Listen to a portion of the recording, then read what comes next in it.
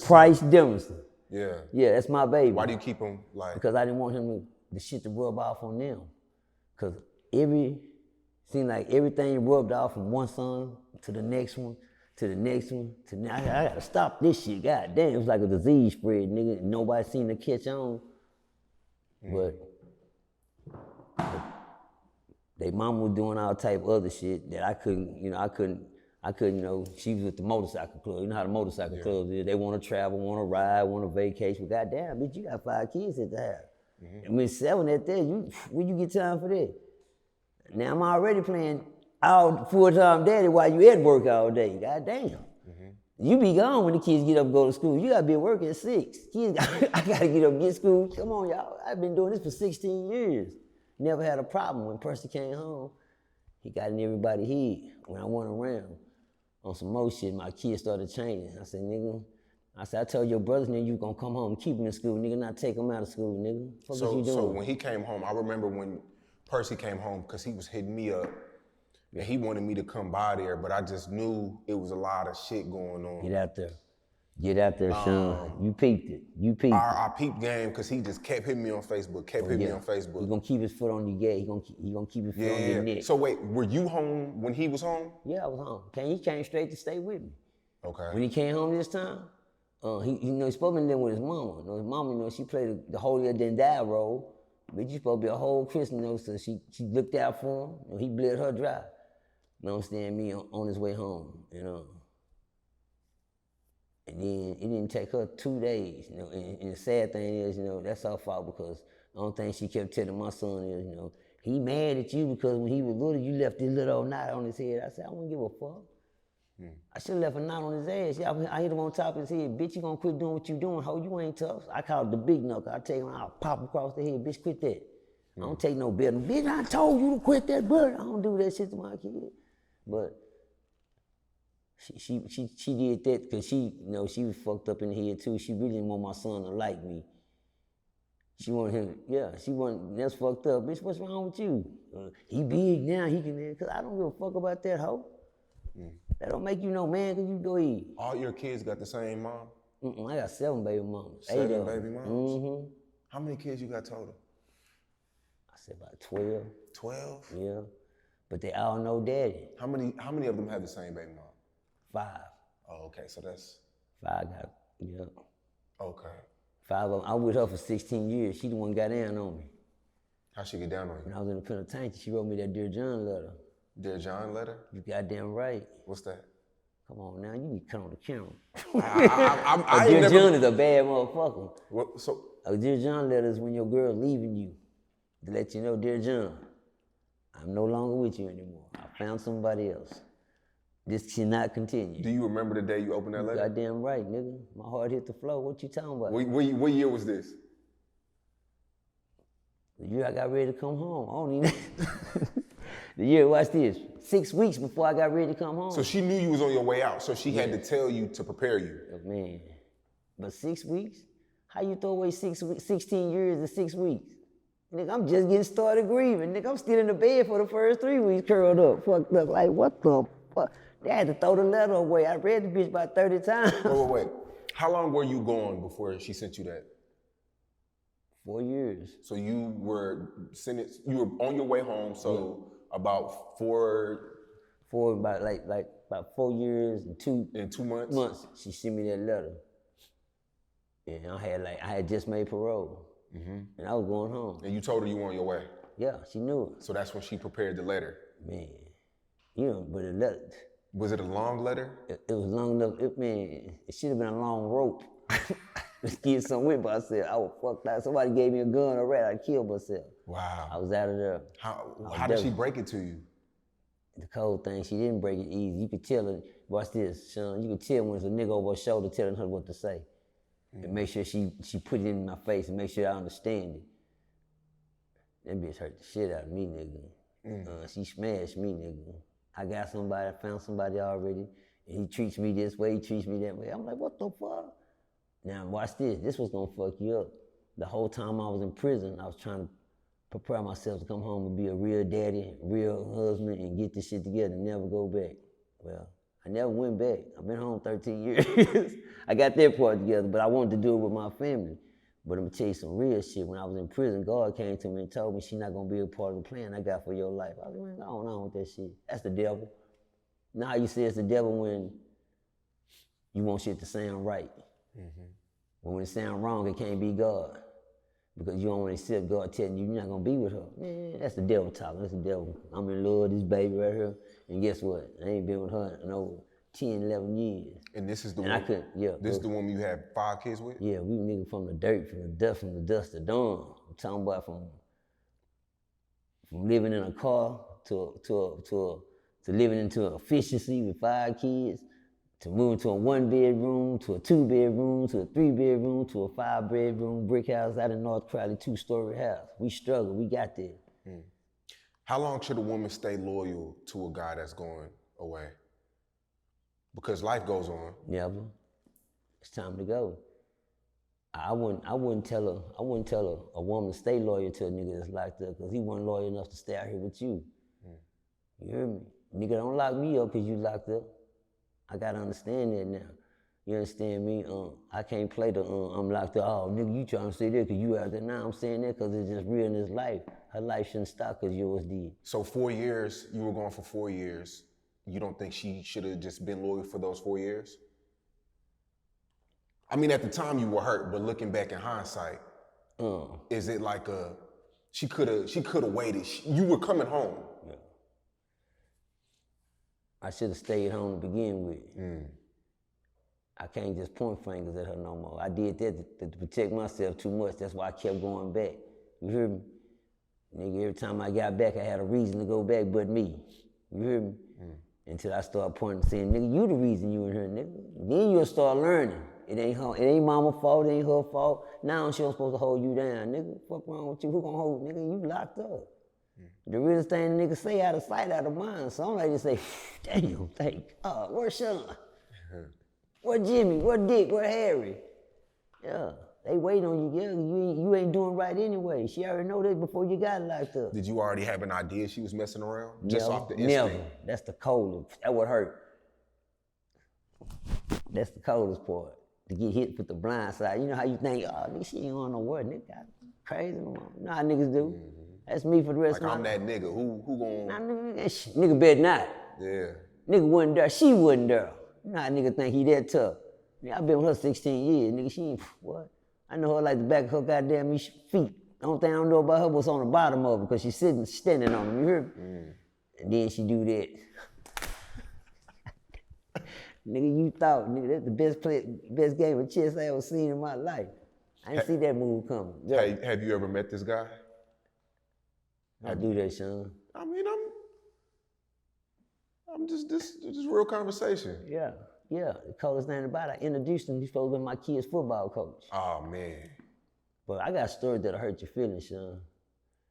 I introduced him to my man. Say, man, I got some little boys. They just coming up and she my girl nerd. I fuck with nerds. I don't fuck with women. I fuck with nerds. I like geeks. Yeah. I'm the opposite attract nigga. Every time I see niggas if you see my baby mama, you don't like, man, you got a baby by this nigga? How did y'all end up? I be over there like, I know. I got good taste. Now she ain't no stripper. Now she ain't all this. Now, yeah. But look how she look. She'll turn you on just about when, all she gotta do is stand in her room, her appearance. I'm talking about with that tight shit on, without showing no ass or nothing. That would turn me on. I don't like no motherfucker. If nigga can see all that, anybody can see it. I don't want none of everybody looking at that bitch. That's not me. So you introduced this guy to your kids? Watch this. Walked up to him and said, man, this Coach Tap, baby. He got a little old football league he started, and and I want my kids to play. He's like, yeah, this my girl right here, man, say to my kids. He seen all my boys, said, y'all can do something with them. Talk to my boys in the back seat. I ended up getting locked up. For what?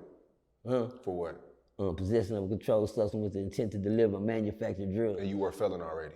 Already, I'm my 3rd strike. I'm my 4th drug case. I'm gone. Lucky they didn't enhance me and throw the book at me. They could have fucked over me, but they didn't. They gave me the 5. In the coldest courtroom in the world, Sherman Wilson. I walked that motherfucker, she said, when she looked at she said 5 years, she said, no, I don't agree with this. Y'all go back and read. I said, man, Sharon Wilson court, nigga, You can hear a pin drop. You know not to say nothing. And all I did was this was, man, she said, come here, approach the bench. She said, you have a problem? I said, they gave me 5 years. I thought, that's what I got. You trying to tell them to go change it and give me more. I'm not just. She looked at me for a long time, and she said, yeah. She said, okay. She said, you know what, Mr. Dent, I'm going to give you the 5 years. She said, docket this. Me, I'm slow in the motherfucker. I don't know what a docket is. I don't know it's the lady over the counter doing the little thing like this. She said, docket this. Mr. Demerson will receive this 5 years, but if he ever enters the judicial system again, he will receive a life sentence. Enjoy your 5 years, Mr. Demerson. I'll see you later. What that mean? And she said, next time you come, don't bring him with you. She pointed at my lawyer. She said, you won't need him. You know why? It's already docketed. If you come back inside the judicial system one more time, you will receive a life sentence. Nigga, you done been here 5 times. You done wore your welcome out. You know how many arrests you got now? You can't come back here. You must want to stay here. Well, she docketed it. If Percy come back inside the judicial system again, he will receive a life sentence. You don't need a lawyer. You know why? It's already docketed with you. Already there. Ain't it, man? She set me up to get my life right for real, nigga. I better not go back. And I knew that lady. When I see her throw the next nigga way out before me for 44 years from Louisiana, because he smiled at her in the courtroom. Get out of here. What? Oh, you think something funny? Give him 44 years. Now laugh at that then. Get out of my face. And I was next. I don't got nothing. I just said, yeah, she raw. Woo! Let's go, man. What was his reaction like? Who that? The dude before you. Oh, he thought it was a joke because he was from Louisiana. He had did some stealing, got caught stealing, robbing down here. And she said, we got you down here and we took you in, trying to help you out, and you're down here robbing from our people. He said, man, she said, you think something funny? You think something funny? He said, I'm just saying though. She said, give him 44 years. She said, now laugh at that, get out of my face. And they were like, oh. God damn, you know how nigga drag a nigga out here? Come on, get up out of here. She didn't play no game. Sharon Wilson sent her own son to the penitentiary until he got raped and killed down that way. Yeah. She'll throw you away to the system. So back to this coach. You get out. Wait, when did you find out it was the coach? Is we going? Yeah, both going. I didn't know we was going. Let's go then. Yeah, I didn't know we was talking. This some new shit. Yeah. We just went into a conversation. Let's go then. Let's go then. Let's talk. Yeah, we been rolling. Oh, man, I ain't talking. That's good? Yeah, we good. Oh, okay, Let's cool. go, Sean. So let's go. He didn't know the whole time. Nah, I'm just dry talking to you. The conversation was so good it didn't need an introduction. You know what I mean? You fire. So he eased into it, y'all. Let's rock out. And no, I don't even have any notes. This is just that's cool. Let's rock. So when did you figure out it was the coach?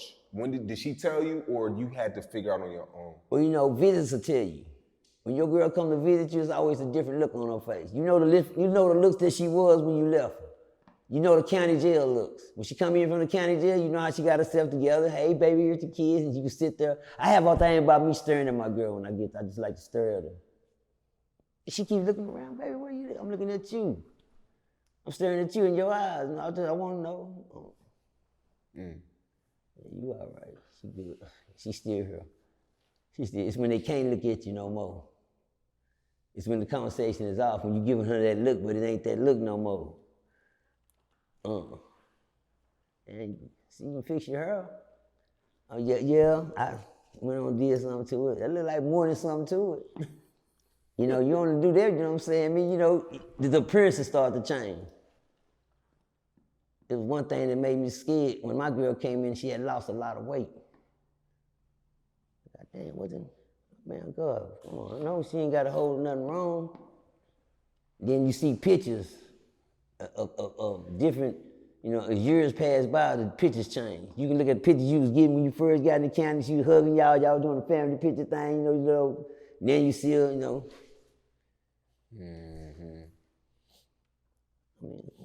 mean, who that's for?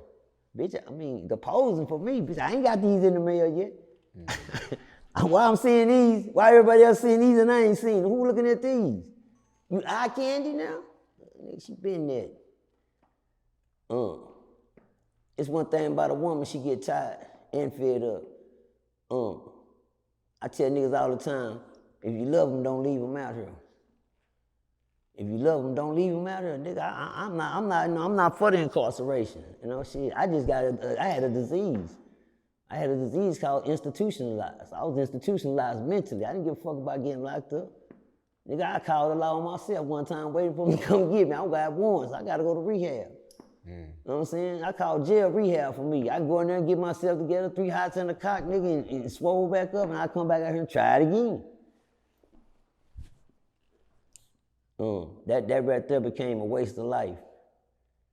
As the years went by, 25 years of doing that.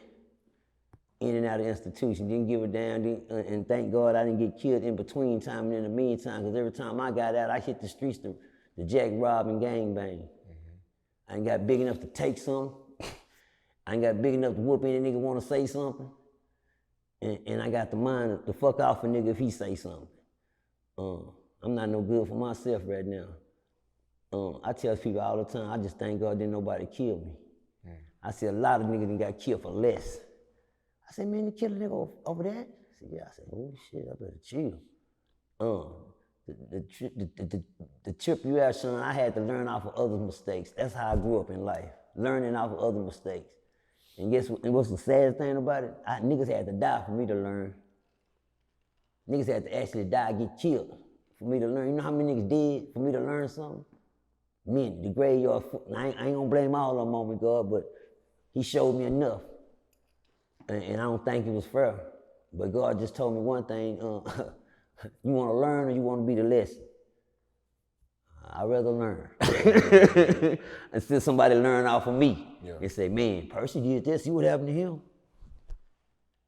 3 did that, see what happened to him. Ducky did that, see what happened to him. J-Dog did that, see what happened. J-Dub did that, see what happened to him. I like for people to pay attention to what happened to others. Oh, message. I like for people to pay attention to others, for them to learn, to get it. For them to get it. You dig what I'm saying? I like for them to get it. I had to get it. If I didn't learn nothing in school. You know, I was slow in school. I couldn't read, nothing. But I learned life. I found out one thing I was smart at is learning off of others. See, y'all taught people. I'm a learned student. Y'all are taught people. Now, y'all are taught, I'm a learn. What that means, the teachers taught y'all what y'all need to know. I had to learn what I had to know. The hardest part. But learning, I wouldn't take learning away from nothing from being taught now, because I learned by being teachers. They only teach you what they know. While y'all being taught, they're not learning life. I learned that I wish I was taught. I tried to get the teaching part, but my mental, I wasn't very good, you know what I'm saying, when it came down to being literate. I didn't have no literacy. I didn't have words like that back then. I didn't know what I was. I just thought I was slow, retarded, and you know, like the rest of everybody else in the fam. But as I did my homework and my history, I found out my mama didn't want to learn, wasn't taught. They mama didn't want to taught. It was against the law to teach them. I came up at the end of the slave history. My mama them still working cotton fields. That's my mama now. That's all they know is cotton fields and working, not learning in education. So how can you pass something on to your kids that they don't know? I caught that in when it came down to the mental. I tell niggas all the time, I'd rather be a cute out than be a crip any day. Yeah. Hello? You understand me? I'd rather be a cute out than a crip any day. That's what my plans was. I didn't plan to go to prison. I planned to go to Prairie A&M and pledge with the rest of my partners that was going until the culture changed. But when you in prison, man, I tell a lot of cats down here, if you love your people, man, don't lock yourself up. Don't leave your kids out here to fend for themselves. Don't leave your kids out here to goddamn be depend on another brother to take care of them. No, that's their stepdaddy. No, it ain't. Yeah, it's just their stepdaddy. No, it ain't. That's the daddy that stepped up while you stepped out and did what you did. And they get mad at it. Brothers don't like these type of conversations because they don't want to accept what they done left out here.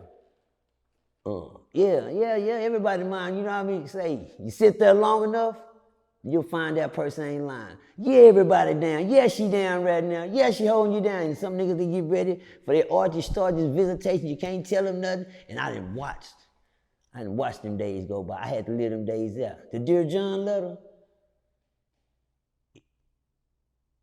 if I could have did anything to myself, I'd have done it. For me to be in the position I am, I had broke. That broke me. Out of everything in prison that tried to break me, that broke me. I was the toughest nigga in prison to me. I just showed you a picture. Yeah, I seen that. Well, that nigga right there didn't play no games. I like to talk about him. He don't live here no more. He died. Matter of fact, I just left him to die. Yeah, you were swole as shit. How many push-ups were you doing a day? Oh man, I run through a sheet of paper. That's 50 a line. You know a sheet of paper you got? Every line I got 50 on each line. I call it I get my paper.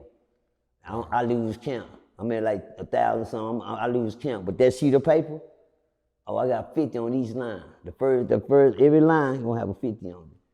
And I don't know how many lines. I hope I ain't got a 50 line sheet of paper today. I gotta get the little thick blue lines. But I run through me a sheet of paper and I say, I'm getting my paper. That was my motivation. I had to stay in the position I was. I like to fight. In prison, I was an enforcer. In prison, I enforced it. I lived out, I did my time off of fighting, looking for the action. Not trying to be the man. I didn't know how to pass my time. That's one thing about prison. Whatever you come in here being, you better be that nigga. Don't come in here looking like you tough and you ain't. Them niggas down there tough. You just looking tough.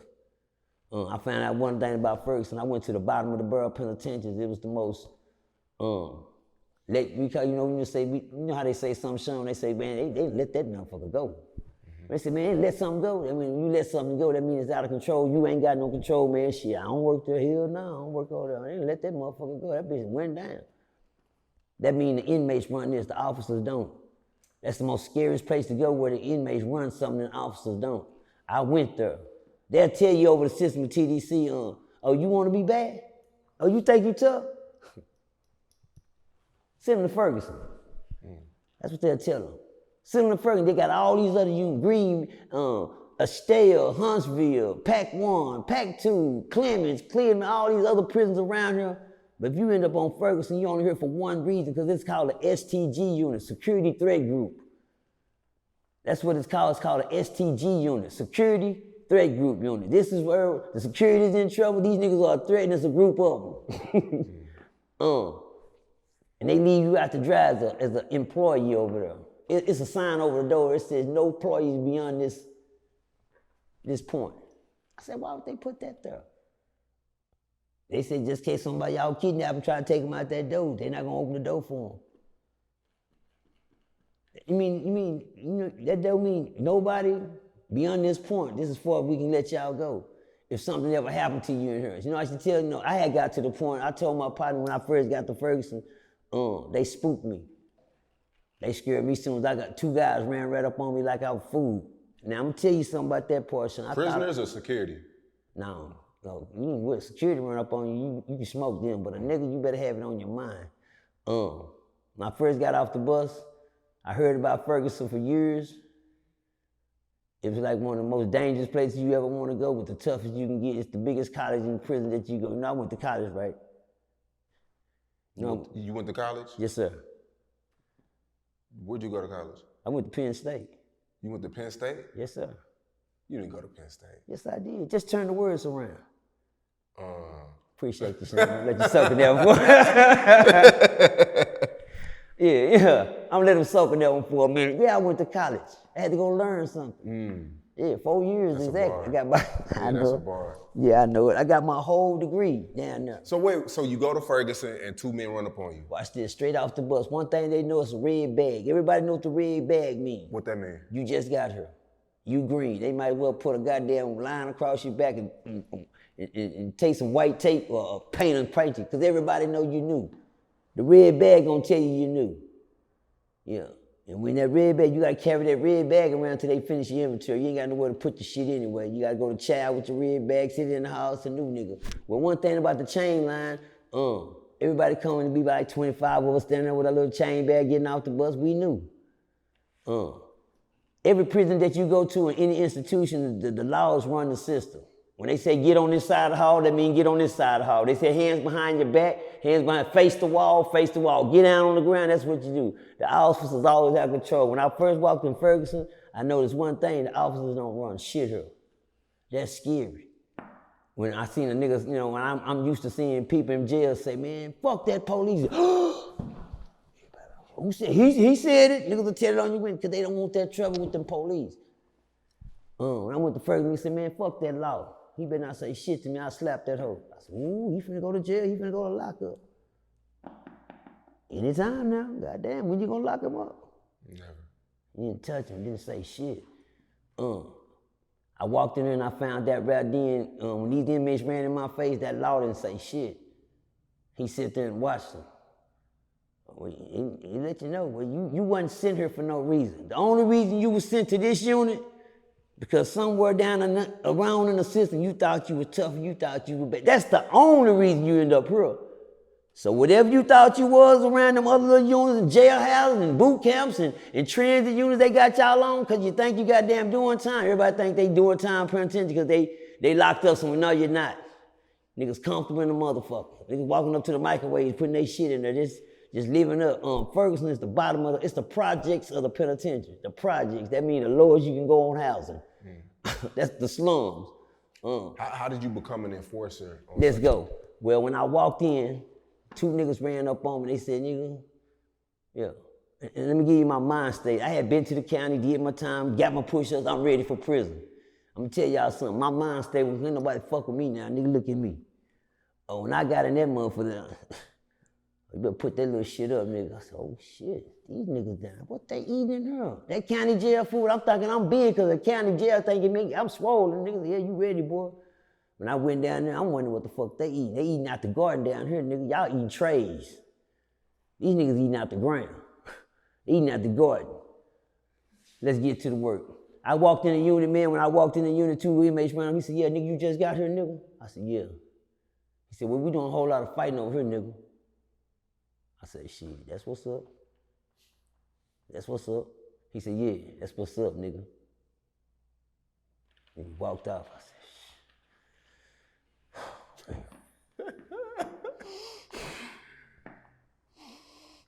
I felt like I just lost.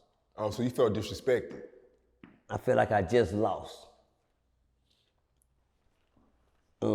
That's the first time a nigga ran up on me and I felt like I was ready for prison. That this little shit that I thought was tough. Nigga, you ain't tough. Nigga just ran up on you, nigga. And tell me, yeah, nigga, you just got here. Yeah, nigga, we doing a whole lot of fighting over here, nigga. Yeah, he let me know, get ready. And I told him, that's what's up, nigga. And it's the way he looked at me in the hard stare, and I didn't break. But my heart did. Don't do me like that, Sean. No, that's real. Yeah. But my heart did, you know, on the inside. One thing you can't never show is your pain. Mm-hmm. And one thing you better not show. Oh, nigga, you scared. Oh, you scared. I'm gonna see you later. Yeah, but when they ran up on me, son, they took something from me that I knew they took, but couldn't nobody see it. Them niggas scared me, but I couldn't show it. And if it's coming hard like that, nigga, I'm in trouble. You better stand up. So I said to myself, the next, I said, matter of fact, fuck that. That's it.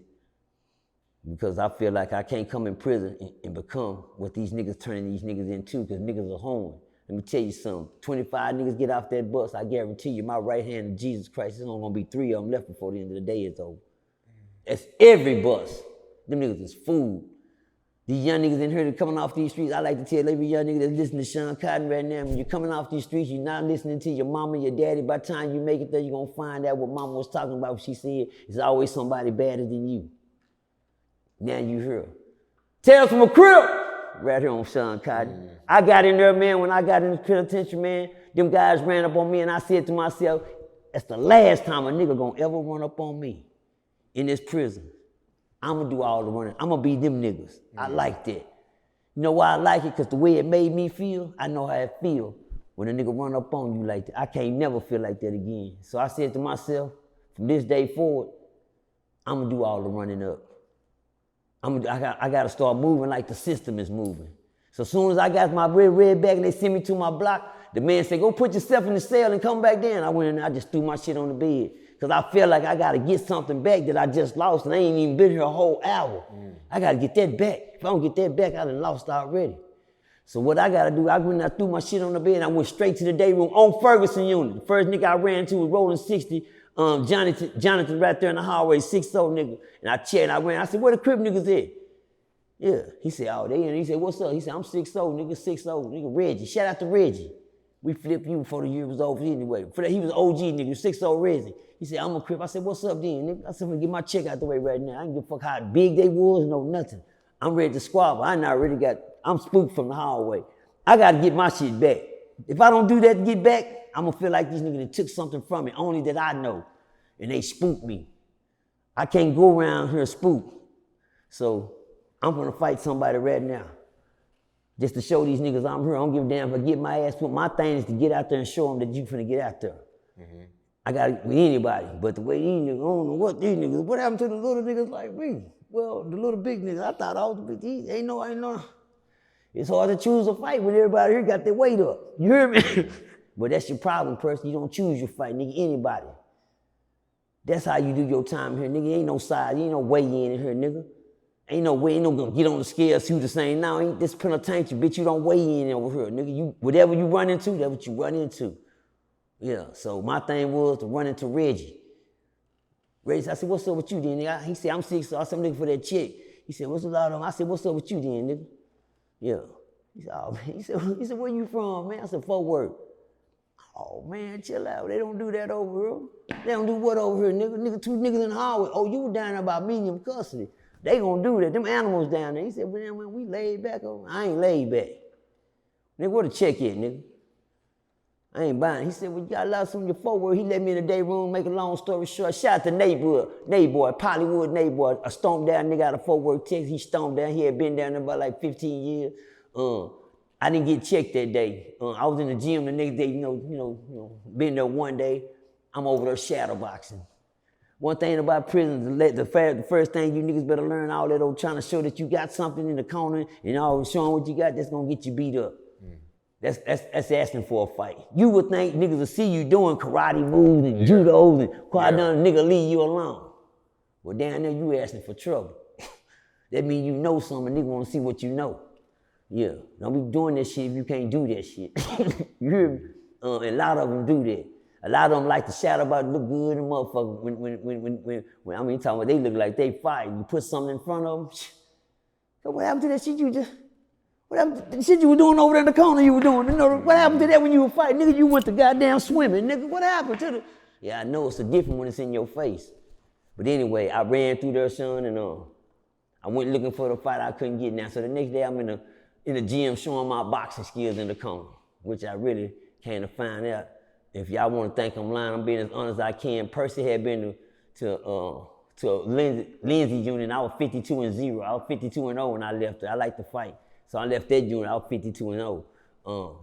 Just combat. But when I got to Ferguson, I found out that that little shit that I knew. It's sad to find out. It's too. How can I put it? It was too late to find out I didn't have shit. How did I know I didn't have shit? Because I'm looking around at niggas that's doing shit that I don't even want. Damn, that nigga over there cold. Damn, that nigga just, damn. There's one thing about Ferguson, I had my shit jam-packed.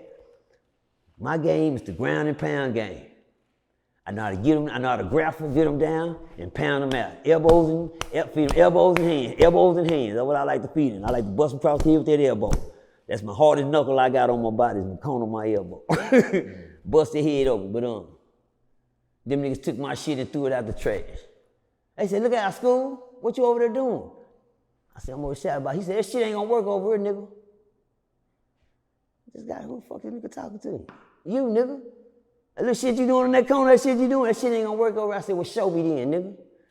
I'm getting tired of it. I've been here 2 days now, nigga. Somebody gonna have to show me something. You know what that nigga said? All right, come on.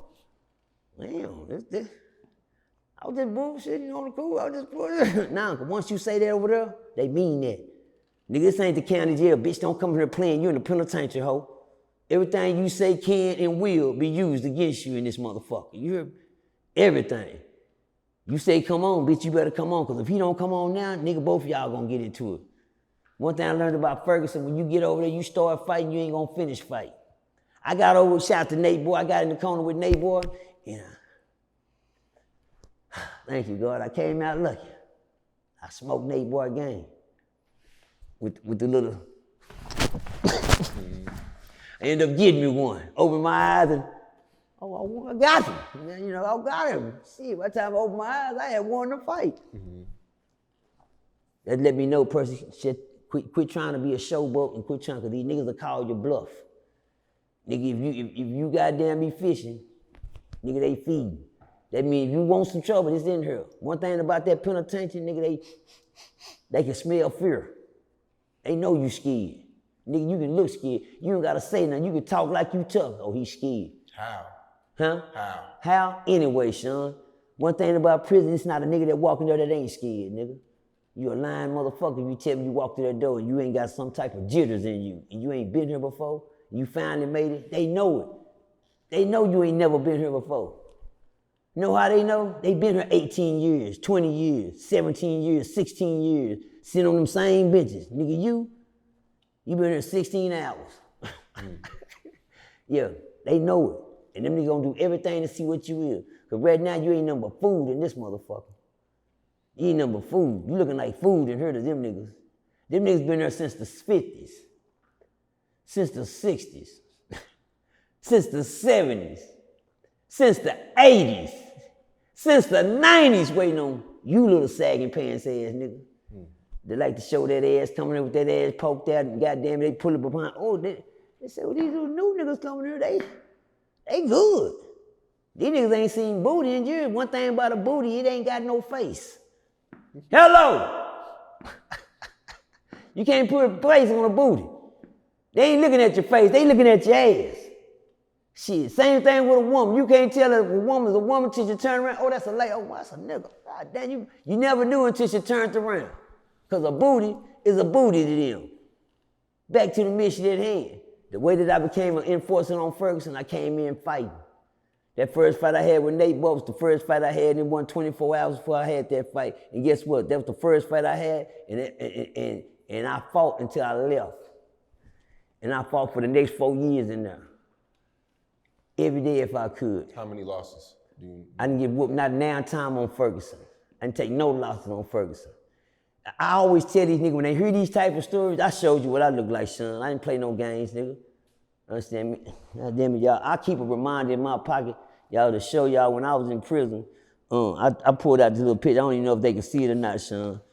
But I got a picture right here. That's Percy. Shout R.I.P. to A.D. But that big nigga there, who was running up on him? Nobody. They see an old man right now. I'm an old school person. I'm an old man right now. Y'all know I'm old school. I just, only thing I got now, son, ask me what I got. What you got? Bragging rights. Huh? When you go through life and go through what I went through, I got bragging rights. I'm gonna use mine. That's the only way. I got bragging rights to say I've been there, done that. Yeah. Was there ever a fight where he almost got you? You goddamn right.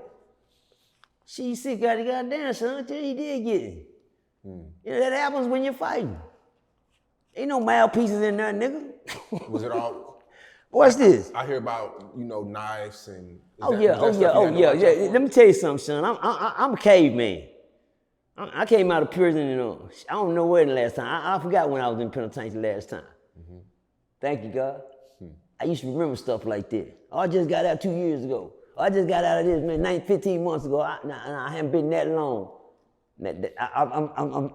Don't worry, y'all. I'm happy to say that. I ain't been that long. You talking to a nigga that been in penitentiary all his life since he was 17. I never could stay out. The longest I ever been out since I was 17 was 9 months.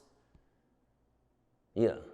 I've been incarcerated over 28 times, locked up booked in over 28 times. A man that get out and can't stay out 9 months. Ever since I was 17 years, I couldn't stay out 9 for that. Damn, I almost made it.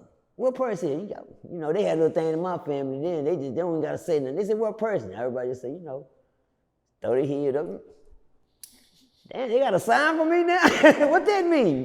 Everybody know what that means. Damn. Again. You know how many Christmas and how many summers and Thanksgiving and Percy didn't get to sit at the table and cut with the family? But the first time I did it, boy. Huh? Look at the family, goddamn, look what I've been missing. Look at all this life I've been, y'all be doing this every time? Yeah, we do this every year. Damn. You lose a lot when you leave your family behind. I lost a lot of years before I looked up, son, I was 50 years old. God damn. Now, when I was in prison taking fights, I didn't never choose my fighters. Every nigga that came in, I had to look at him. Because one thing about prison, if you say that this is what you is, that's what you better be. If you that tough, you better be that nigga you say, because everybody gonna test you. One thing about prison, when you walk on first, you can't lose a fight, you can't win a fight. Can you please say, make that make sense? Make it make sense. Because if you win, the nigga that can fight gonna be at your ass. Because they were like, shit, he whooped him, he bet he can't, yeah. And they at you. They want to see if you can really fight. You won that one. Now the nigga that really be fighting, they over there looking at you like, nigga, you ain't gonna, shit wasn't nothing. It's always a nigga. And then if you lose, oh, hey, you see how they throw a little food in there to the piranhas? And the piranha gets Yeah. Well, that's how Ferguson is if you lose. They racing to see who lost. That nigga lost. Come here, man. Everybody, no, don't go over there with him. Man, come here, man. Come here, man. Grab you by your shirt. They just see you, little nigga, grab you like, come here, man. Get over and talk to him. You all right? You see, wipe your face off. God damn, nigga, hit y'all on your face. Do you become cool with people after you fight them? I've never. If I gotta fight you, we ain't never cool, nigga. If I gotta go there with you, you ain't. If I had to take you there with you, you ain't never cool. Nah, I ain't never cool with nigga I gotta fight, son. Because if we was ever cool, nigga, we shouldn't have never had to fight. What do most fights start? How do they begin? Percy gonna try to check some. My job, son, I told you, they ran up on me first. Am I right? I'm sorry, y'all, they started it. When I first had my red bag in my hand, they started it. I just couldn't let that never happen again, son. I said to myself, nah, I'm doing all the running up from this day forward. And son, I did that for the next 4 years. I didn't give a fuck how big you was, how tall you was, how little you was, how big, how swole you was. I don't give a fuck, because that's what they waiting to see. Oh man, you see that new nigga just came? I bet Percy didn't say shit to that nigga. Ooh, that new nigga bigger than motherfucker. And they watch, they wait. There go the new nigga. Oh shit, there go Percy.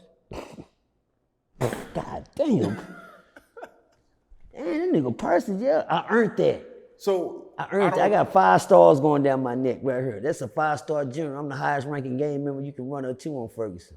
I started off as a sergeant, being an enforcer. That means don't talk to me unless there's some violence. If it ain't got shit to do with violence, I don't want to talk to none of you niggas. I'm here for the action. I don't want to be nobody's friend. I ain't nobody's partner. I don't like nobody in this motherfucker. Nigga, I'm in a penitentiary. I'm mad every day. Nigga, what's wrong with you? Nigga, what the fuck you mean what's wrong with me, bitch? I'm locked up, ho. What you mean what's wrong? Nigga, what's wrong with you? Nigga, you was that angry? People every day. People couldn't talk to you. You had to have some social, you know what I mean, sports. It's things that... Hooping! One-on-one, can nobody beat Percy? Y'all know what the fuck going on. Percy is the king of the court. That's what they call me. Ask me how I did, because that means when I get out there, the first thing I'm gonna do, I'm gonna play a nigga in some basketball. So let me ask you this. You say... Please listen to that. What my celly tell you? Oh, hold on. Okay, I want you to hear him say it in the background. You know what he said? What he said? You can't talk to Percy in the prison. He'll tell you. I don't gotta tell you. When I say it make me look tough. When you hear one thing I tell niggas about prison, I ain't gotta talk to y'all about prison. Prison will tell y'all about me. Blue Hands will tell you about me. King Shoe will tell you about me. The Thongo Blast will tell you about me. The ABs will tell you about me. The ACs will tell you about me.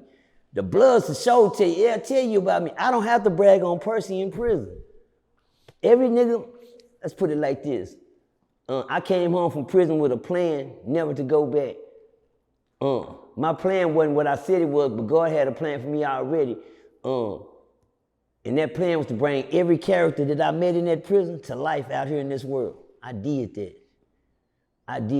When I came home, I was the first person to ever mention Ferguson unit on these cameras. They didn't know what Ferguson was. It's millions in being, but nobody said nothing about it. I threw rope out to my kind and said, man, I'm gonna help y'all if I can help myself. But y'all gotta help me. Percy, you was in there fucking niggas up, yeah, and I'm in there fighting. So when new people come, with their red bag, You would approach them for what? Immediately. For what reason? To see if you was a Crip, that's number one.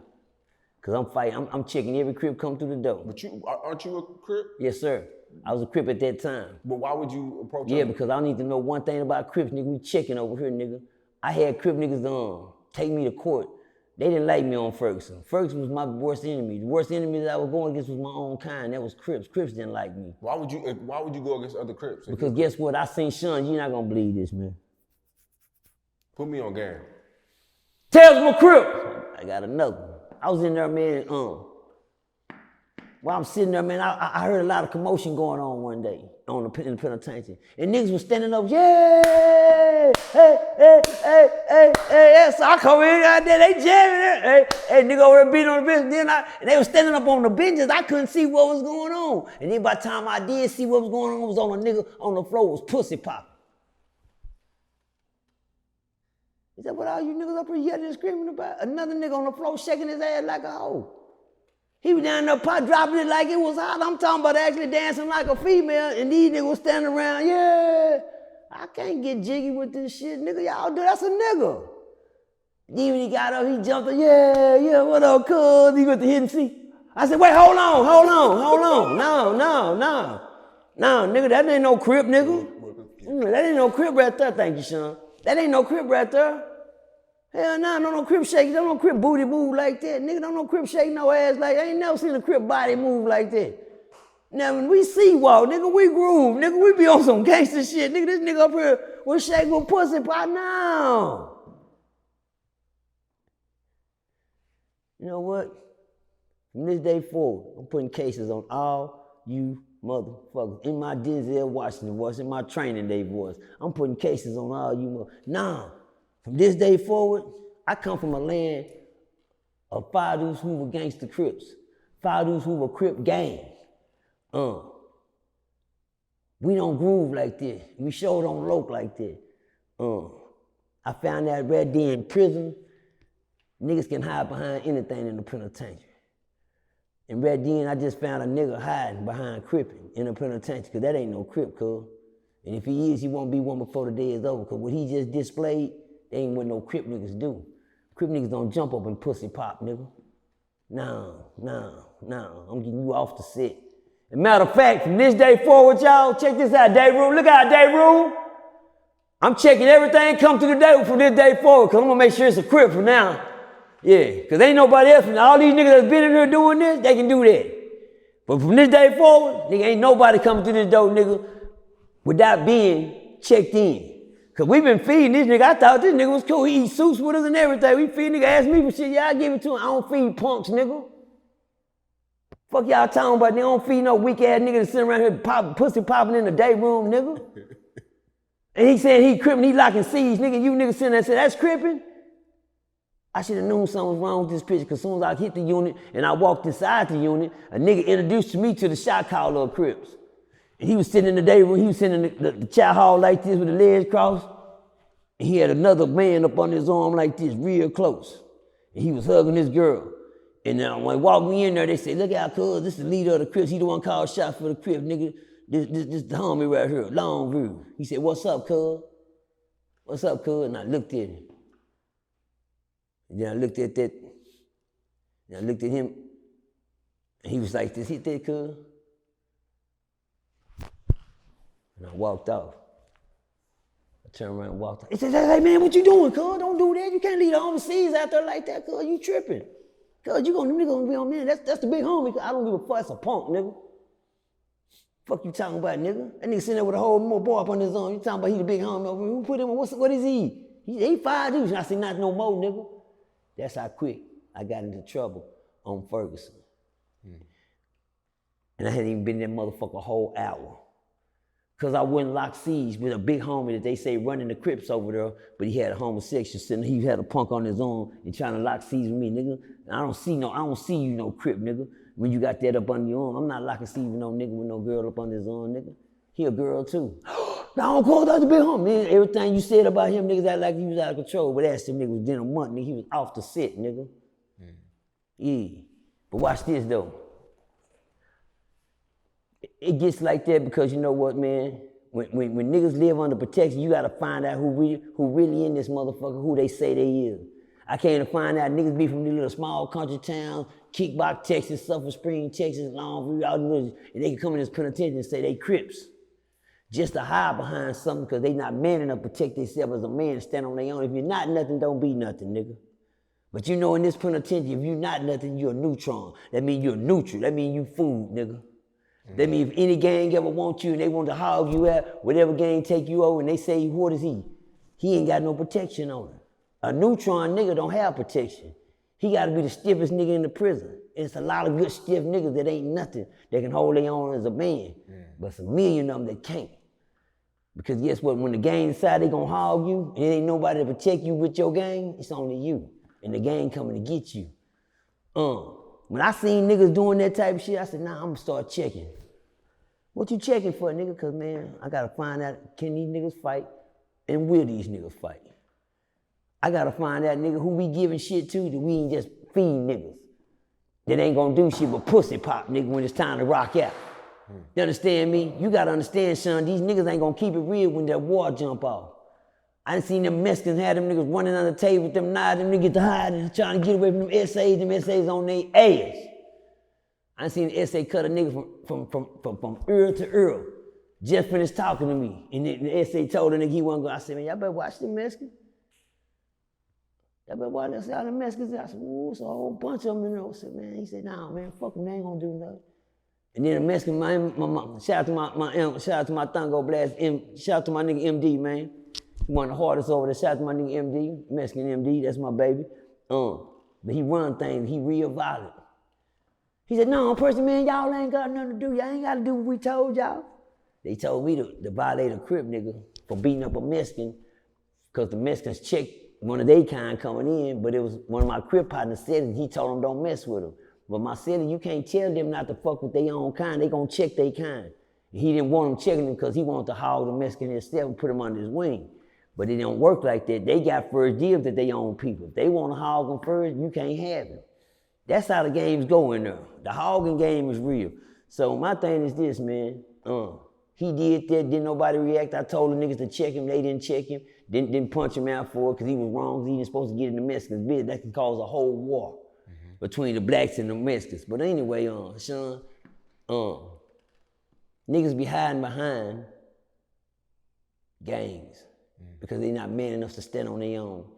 And they get in there and they run behind these niggas that they think gonna help them. So my thing to start checking niggas that come through the door from that day forward. Oh, I got in trouble. I found that these Crip niggas ain't tough as they thought they would. Now I done been here almost going on a year now. I'm settled in.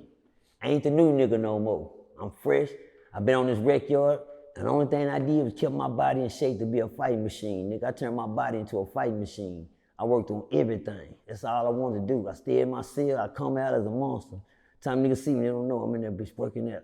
Scared and motherfucker. I don't know what I'm gonna run into today. But you know, when people are scared of somebody, they want to get them out the way.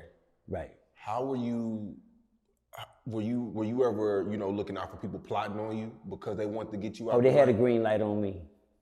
I was just told on the show the other day, I heard the niggas say, Percy been had the green light. Yeah, they been wanting to get, they was gonna knock me off on Ferguson. They were gonna come together and gang jump me. But it was too late. Cause when I told you I started checking, from that day forward, I checked every Crip came in, and guess what? Them niggas was loving Percy. Cause they felt one thing, if I check you, nigga, if I just did you like that, you got the next one come through the door. He said, all right. And that went so on, and in a ripple. By the time the niggas that been there 20 and some years caught up to me, I was out of control. But guess what it was, son? They was too late. I had built my own army on them niggas behind their back of niggas that I done checked. All the new niggas from that pussy popping day. About a year had went by after that. I had built my own army, and all of them was young, stiff niggas. Let me tell you something about Ferguson. The Ferguson unit is the age limit from 18 to 25. That's the limit. Rascals. I said 18 to 25. Rascals. Niggas that you can't tell shit. In between that age, you can't tell them nothing. They own that. Especially the old nigga. You an old nigga. You 30, bitch, get school. You better come sit down, nigga. You 27, you old over there. Well, nigga, I was 42. Pops. Green. But I didn't do my time with the coffee drinkers and the chess players and the cigarette smokers, man. Let's go, let them youngsters have it. Now, I was over there, that's what they used to say about me. Old niggas said, man, look at that old nigga over there with them old young niggas, man. He need to go sit his old ass down. I bet not. I better not sit down nowhere and let them niggas, young niggas do me like they do you old niggas every day. Kick them in their ass, tell them go to the store, get them this, and they treat them like they old niggas. Yeah, that's what happened to the old nigga. With me, I was the old nigga running with the young niggas. And the old niggas was mad because I hung with the young niggas. But they was too late, they couldn't do shit about it because I had caught up to myself. I was a Toys R Us kid. I hadn't grown up yet. I wanted to be like the young niggas. I was still rapping and shit. You know, I like to rap. The old niggas don't do nothing. Rapping out of stabs, gonna play dominoes and cards. Man, I'm not gonna do my time like that. That shit too hard. It's gonna go too long. Them young niggas like they having fun over. They would have beating on the desk, rapping and shit all over there, goddamn it, playing knocking shit. Damn. Old niggas over here just. Man, excuse me, schools. I'll be back, old schools. I'm gonna slide over here with the youngsters. Yeah. And I stayed with them, and I did my time with them. And I found out I was still just like them. And I could fit in with them, and I can hang with the best of them. Matter of fact, I became colder than the best of them. Well, here, know why? Because you older than the rest of them. You older than the rest of them. I didn't just become a fighter, I became a leader too. One thing about Ferguson, you can't lead nothing if ain't nobody gonna listen to you. One thing you can't do is tell a nigga nothing that won't listen to his own motherfucking daddy in the world. And that's these young niggas in here. Which city is Ferguson in? Midway, Texas. Midway. Savage Drive. That's close to, what major, what, is that West Texas? No, that's down south. Down south. Okay, so that's closer to Houston? Yes, sir. You can say going down that way. Would you say that it's way more Houston than anything else? You know one thing about that, Sean, black folks don't realize everybody already have their plantation they belong to. You got you one, you don't know it. All you gotta do is go get in trouble. You're gonna find out what plantation you belong to. My plantation of the black man, we belong to Master Ferguson. Who is Master Ferguson on Savage Drive? He owns a plantation called Ferguson Unit. The only reason I say it's a plantation because they had to change the name to institutions. They don't call slaves no more. You know what they call them now? Inmates. Yeah, because the law 7 said once you become a convicted state felon, you become a ward of the state. What is a ward of a state? You become a slave to the state. Niggas don't know once you become a convicted felon, you just became a slave, a ward of the state. And when you get down there, bad as you niggas living in y'all little cyber world and your matrix and got your cell phones and goddamn can give me this and good, that shit over with.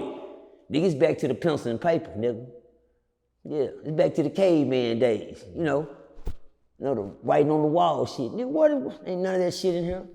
Ain't no getting up going to the icebox. That shit over with. It sits you back in time. Once you can't deal with slavery, you know what? I want to see a movie get made of a nowadays nigga sitting back in a slave day nigga. And I want him to act like he act this day to the masters that he did back then. Shut your goddamn, what the fuck? I know it. But guess what, Sean? Let him go to prison. I guarantee you, that's what's happening today. There's a lot of them little young niggas go down there thinking the shit that they talking out here in the world gonna work down there to them. Oh, them masters been down there breathing you niggas for years. Y'all ain't shit. As long as you got on white, nigga, you a slave. I don't give a damn if you is white, Mexican, or black. The color you got on determines how we treat you in here. And they don't like nothing in white.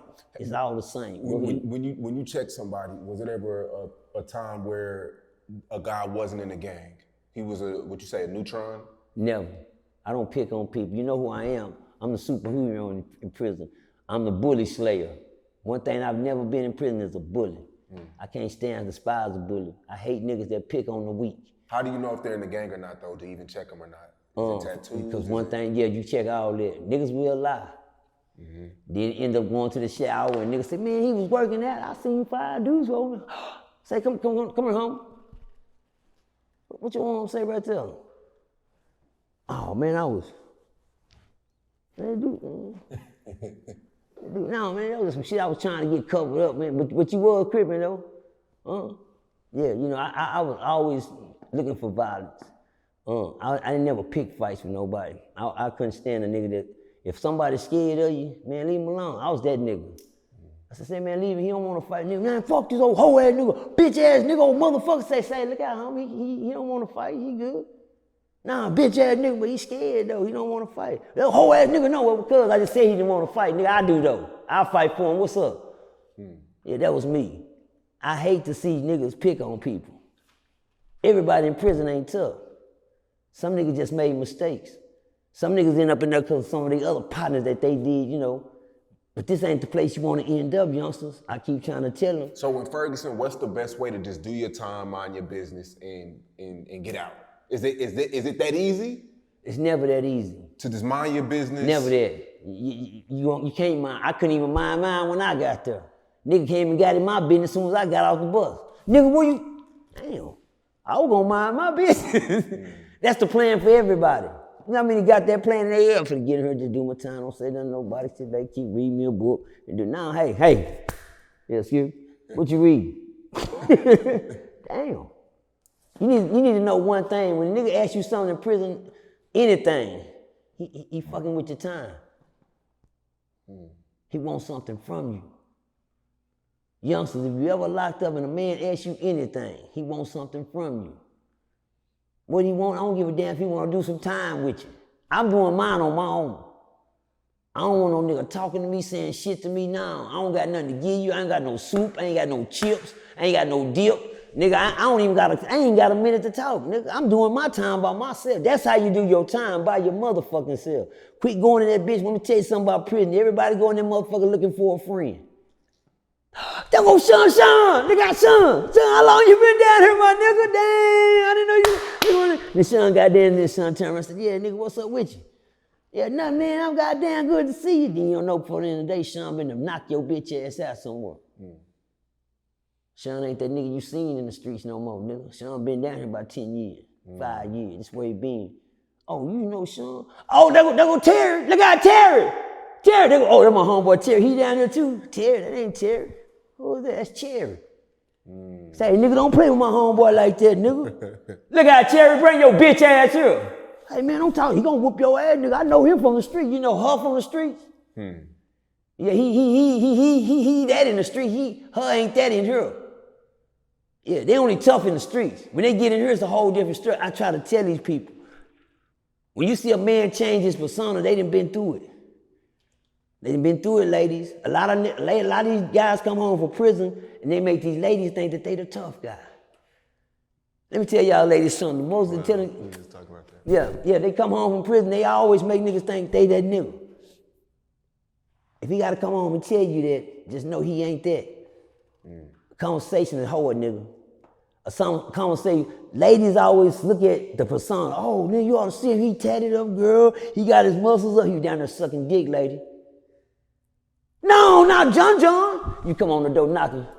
Knock. Is Tiffany here? Tiffany? Yeah. Don't know Tiffany stay here.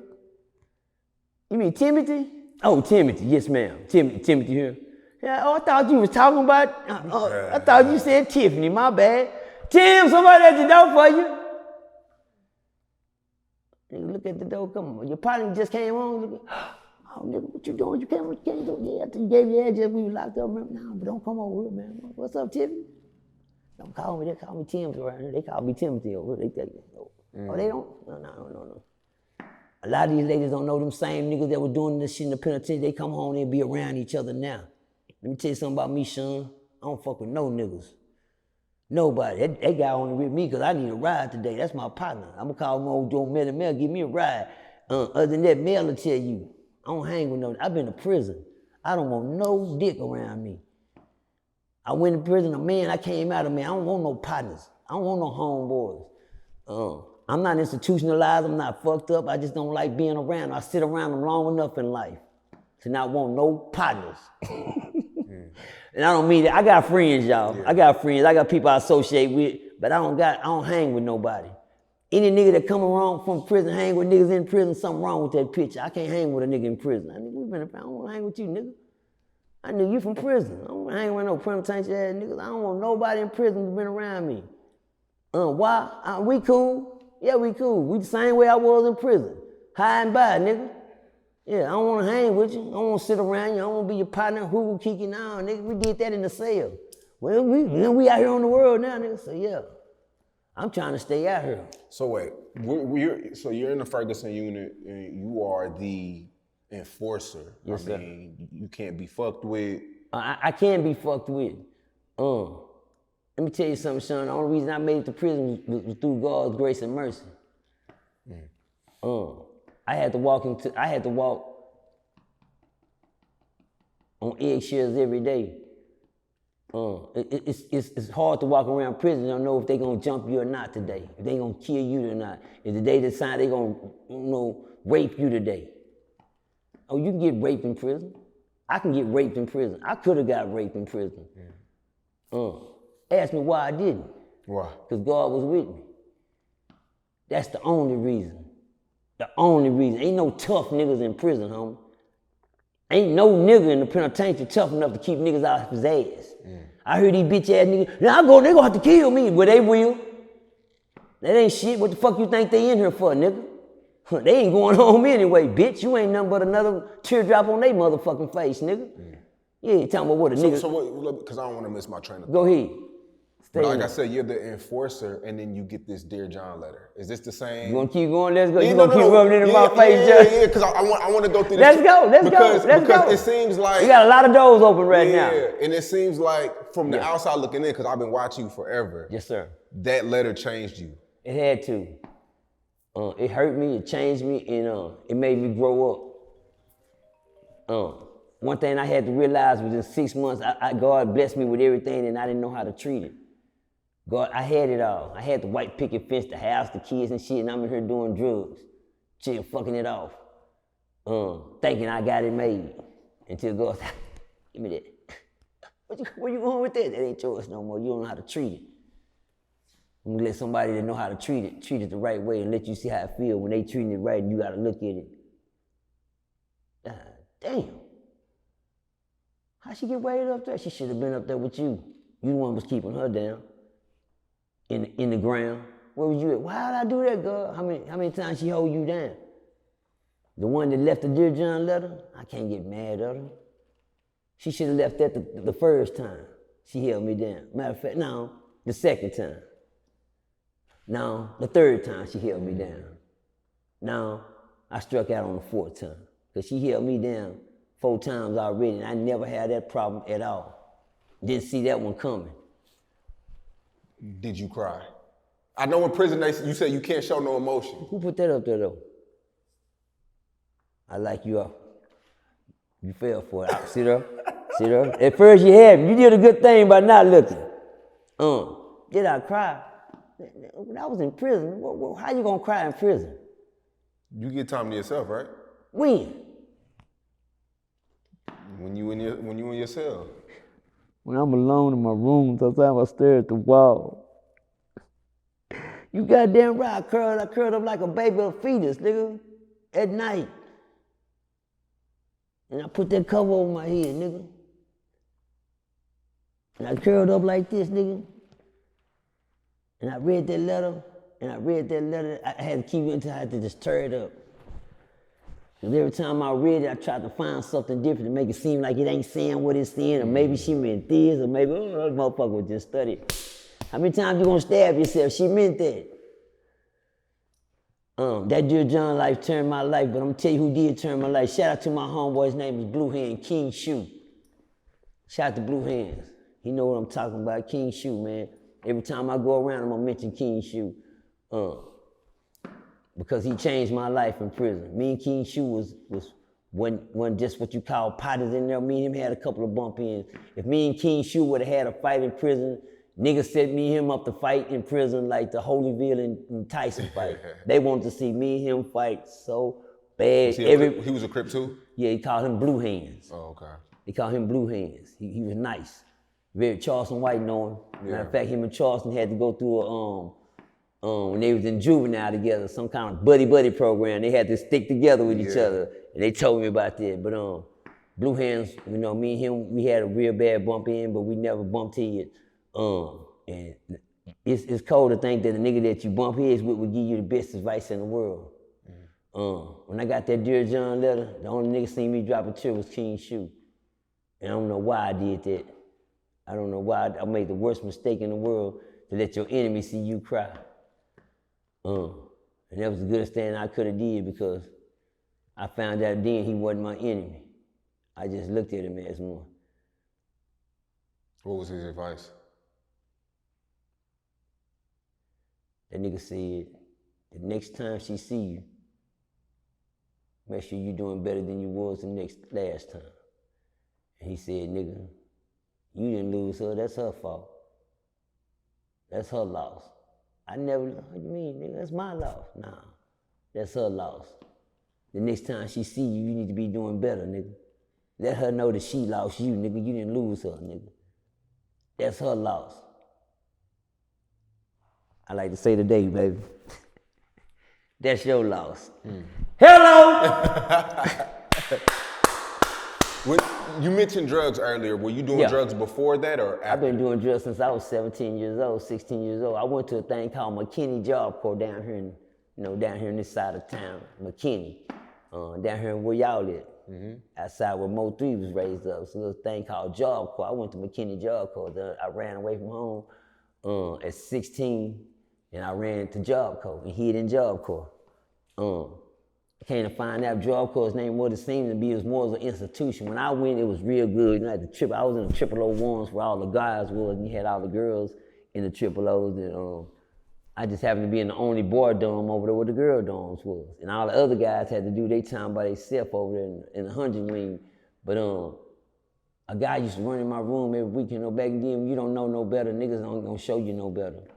And niggas used to lace my joints up and ask me did I know he was lacing it up with cocaine, and I was like, damn, I didn't know.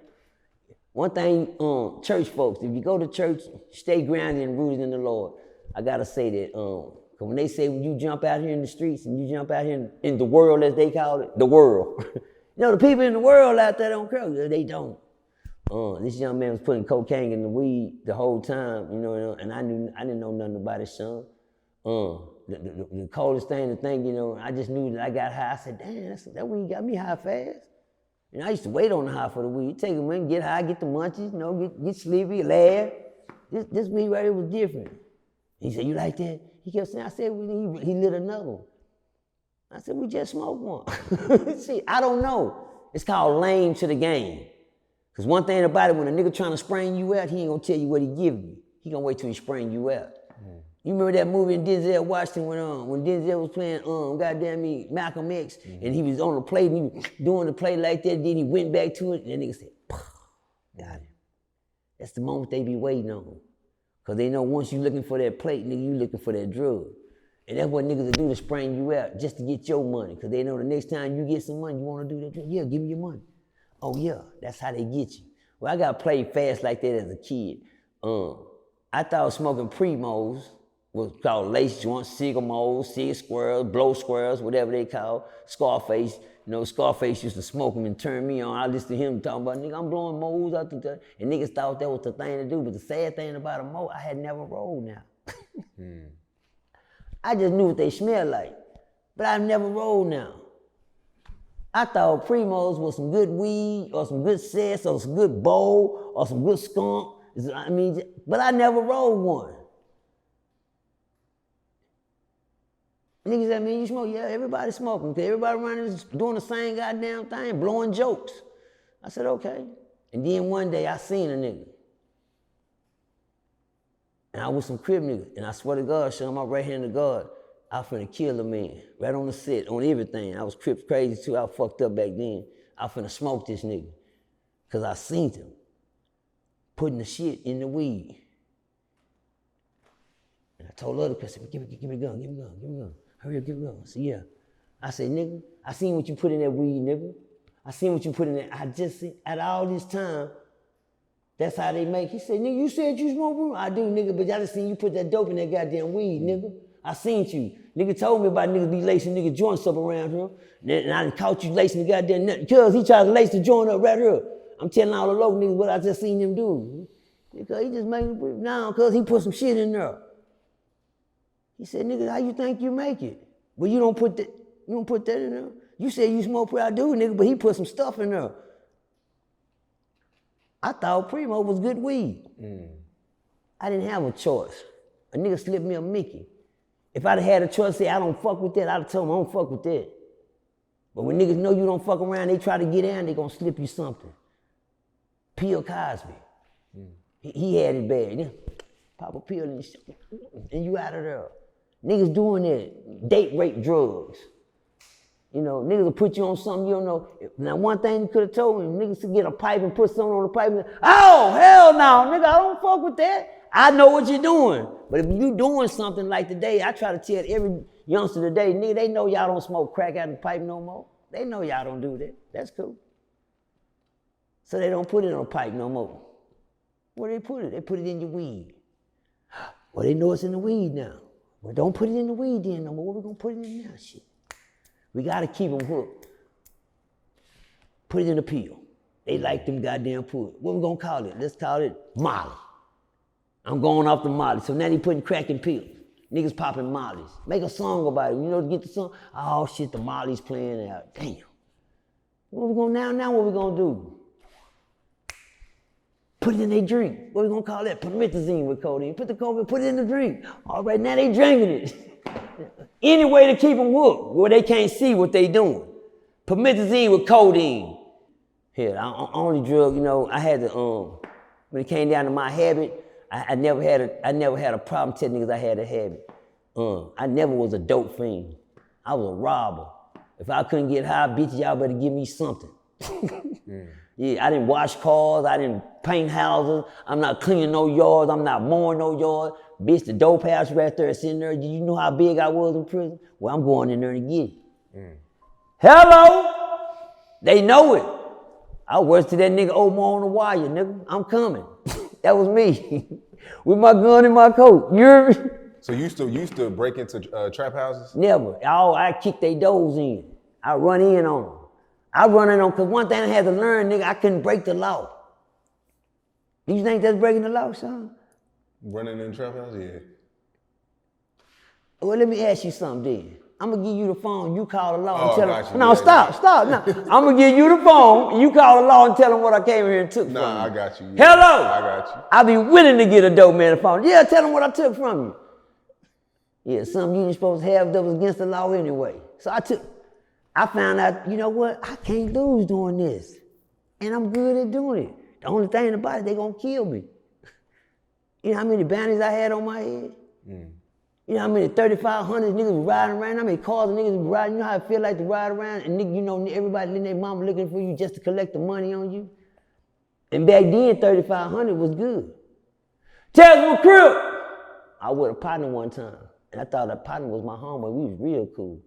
And he sold dope. And I said, man, these niggas finna come buy some dope. Come watch out for me. I said, come watch out for me. He said, yeah. I need you to watch my back in case these niggas try something. I said, all right, nigga, I'm the muscle. You know, I'm the swole nigga that get high in the hood, the swole nigga. So I'm gonna watch out for the little dope, man. So he took me down to the little house, man. He went to the house, said, man, when they come in, put that icebox against that door, make sure they don't try nothing funny, make sure you put that icebox against the door. He said, oh, here they come. They pulled up. You know me, I'm playing bodyguard. Walk in, they come in, I push the icebox against the door. They walk inside the other room in the back. They get back to the back room, he said, yeah. I said, well, y'all, he said, back here, come on back there. And I walked in there. When I walked in there, the nigga that told me to come with him, he said, yeah, get against the wall, nigga. I said, man, go on with this shit. He said, nigga, I'm not playing with you, get against that motherfucking wall. I looked at him. I said, oh, nigga, for real. What's up, nigga? He said, yeah, get against that wall. Jazz against that wall, nigga. And I knew he wasn't playing. I said, what's up? Then his partner that was standing there, he said, what you got on your neck? He snatched my necklace off my neck, which wasn't mine. And my cousin, he got 75 diamonds. He just let me wear that to the Slim Thug concert last night. I'm serious. I'm like, yeah. He said, that's all you got? I said, hold on. I said, I got $28 in my pocket. That nigga said, bitch ass nigga, I don't want no $28. He hit me right in my motherfucking face. I said, all right, then, well, keep it $28. Then another nigga pulled up on a 10-speed. And that was a dope fiend I knew from the store. I used to give him some dope when he didn't even have no dope. You all right down here, nigga, go something, wake up, nigga, put your days, wake up, nigga, go $20, put that in your pocket. I had just gave that man $20 in a $20 rock one day. I just gave it to him. He was sitting under the cover, sleeping under the payphone at the stove with his blanket over in the cold. And I hit him on his blanket. I got out the car. I said, here, nigga. I gave him a matchbox with a rock in it and $20 in it. He pulled that, he said, man, thank you. And he went back up under that shit. I said, okay. He walked through the door. And man, they slipped that man a gun. And I know if he'll take a $20 rock with it, it'd take a 50 to kill me. You understand me? I'm telling him what they didn't gave. They gave him the gun. By this time, the nigga picked up the phone and he called the guy. He said, yeah, we got him. We got him. What you want us to do? I'm looking at like, who the fuck he talking to? I'm standing there like, damn. He said, we got him. He said, all right. He said, take that nigga out. And I knew the dope fiend was gonna kill me. I said, man, hold on. He said, what you mean, hold on? I said, man, fuck that shit, nigga. He said, well, what you mean, fuck that shit, nigga? So, I act like I want to fight. Let's go, God! You remember back in the day, they had these jackets called starter jackets. Yeah. Well, you know, they had the big old hoods on them. Mm-hmm. Well, I posted up. When the niggas stole off, they both came at me so fast because they just wanted to beat me up so quick. Both of them rushed me. They didn't know I got a little fighting skills. You know, I'm not bob and weave. I made them niggas look like they was on a wrestling, nigga. I made both of them niggas run into each other like some wrestling shit. You hear me? I ducked up under them niggas. I threw that hoodie over my head, and I ran and I jumped through that goddamn window, nigga. Like I was in a fucking action movie, nigga. And I jumped through a motherfucking glass window. I landed on my motherfucking head, nigga, and I jumped up and I took out running. Couldn't even feel my goddamn legs. It seemed like every 5 steps I took, one of my legs went out and I hit the ground. Only thing I was thinking about, they gotta move that goddamn refrigerator out that goddamn door. They move that refrigerator, by the time they get that refrigerator moved, I'll be gone. Mm-hmm. Halfway gone or something. I'm just ducking, waiting for them to just come out. Pop, pop, pop, pop, pop. I tell you, God got me here for a reason. It wasn't nothing I could have did. I done seen a lot of niggas left in vacant houses for dead. They was gonna kill me. They gonna let the dope fiend kill me. And I was already in a vacant house. They wouldn't have found me, nigga. Them niggas did that. And I got every don't worry about it. They did that. And God made sure they paid for that. On his timing. I'm not mad at him. I love y'all boys. You understand me? One of them walk with a limp today. Because he couldn't take getting ran over by a car. Yeah. Well, it was better than that bicycle you tried to run on me over. But anyway, thank God. I don't look for revenge. I tell God, thank you for getting me out of situations I should have died in. That's what I look at. I should have been gone for that. Why did they do me like that? Because I had stole every nigga pit bull in the neighborhood. My bad. I had stole, every dope man. Dope men used to fight dogs back then, and having a fighting pit bull was the best thing. They were worth money. Well, in this neighborhood called Echo Heights in Fort Worth, shout out to them trades, nigga, 4 trade gangster crips over there. I stole all they dogs out of every backyard. And the hood put a hit on me. Tales from a crib. I walked to a nigga house to score one day, When I went up there to score, he was getting ready to go to the club. He was in the backyard. He was putting something under the house, but I didn't pay no attention. Maybe I thought he was I seen him I didn't pay no attention, but I knew he was doing something. He said, man, I was getting ready to go to the club. Lucky you came, nigga. He reached back under the brick and he said, come on in. I went in the house, took care of my business, and he went back out. I took out walking. His car was already crunk in the backyard. He finna go to the night-night, and he took off. I went back. I ain't gonna lie, son, I did go back. I moved that brick out the way I seen, I stuck my hand up under there. I didn't feel shit, this bitch ass nigga took it with him. But I sure tried to find it. That's the truth right there. But that ain't the truth that the hood got the next day. The hood got that I stole. I went back in the backyard and took everything. I didn't. There wasn't nothing back there. When I was going down the street, a nigga walked up on me. He said, say, come here, man, give me some of that shit, nigga. Them niggas riding around, you better watch out. Niggas riding around looking for a nigga, got $3,500 on you, nigga. Oh, for what? Nigga ain't got shit. Nigga, all that shit you took last night, nigga, give me some of that shit. Bro, I didn't get nothing. That nigga saying you took his shit, man. That nigga paying them niggas come around and get you, nigga. This niggas riding around looking for you were. Right now. I'm finna go home. I turned around, I went back home. Get out there, God. As soon as I got home, my mom said, Percy, these boys just came over looking for you. When I came outside, they came all from around the house and stuff. What they doing? I said, I don't know, Mom. When they leave? She said, a while ago. Nigga ain't lying. And you know, if I'd have came outside, them niggas would have killed me. I got death following me everywhere I go, Sean, because of the shit that I'm getting myself into. I ain't no legend in prison. I'm a legend in the streets, too. When it came down to doing gangster shit, I kept my nose and my foot in some gangster shit. I made sure I robbed every gangster dope house there was. If they had it, I'm coming. I didn't have shit to live for anyway, Sean. I was living bad. If a nigga killed me, he was doing me a favor, nigga. I live like that. If a nigga killed me, he was doing me a favor. I didn't have shit anyway, nigga. I'm out here on these drugs, I'm robbing these niggas, and I'm just doing what I'm doing to get high and sit back in my little old hole, you hear me? If a nigga kill me, shit, I'll be better off. I just ain't gonna kill myself. I just can't find myself to do it to me. Did they ever find you?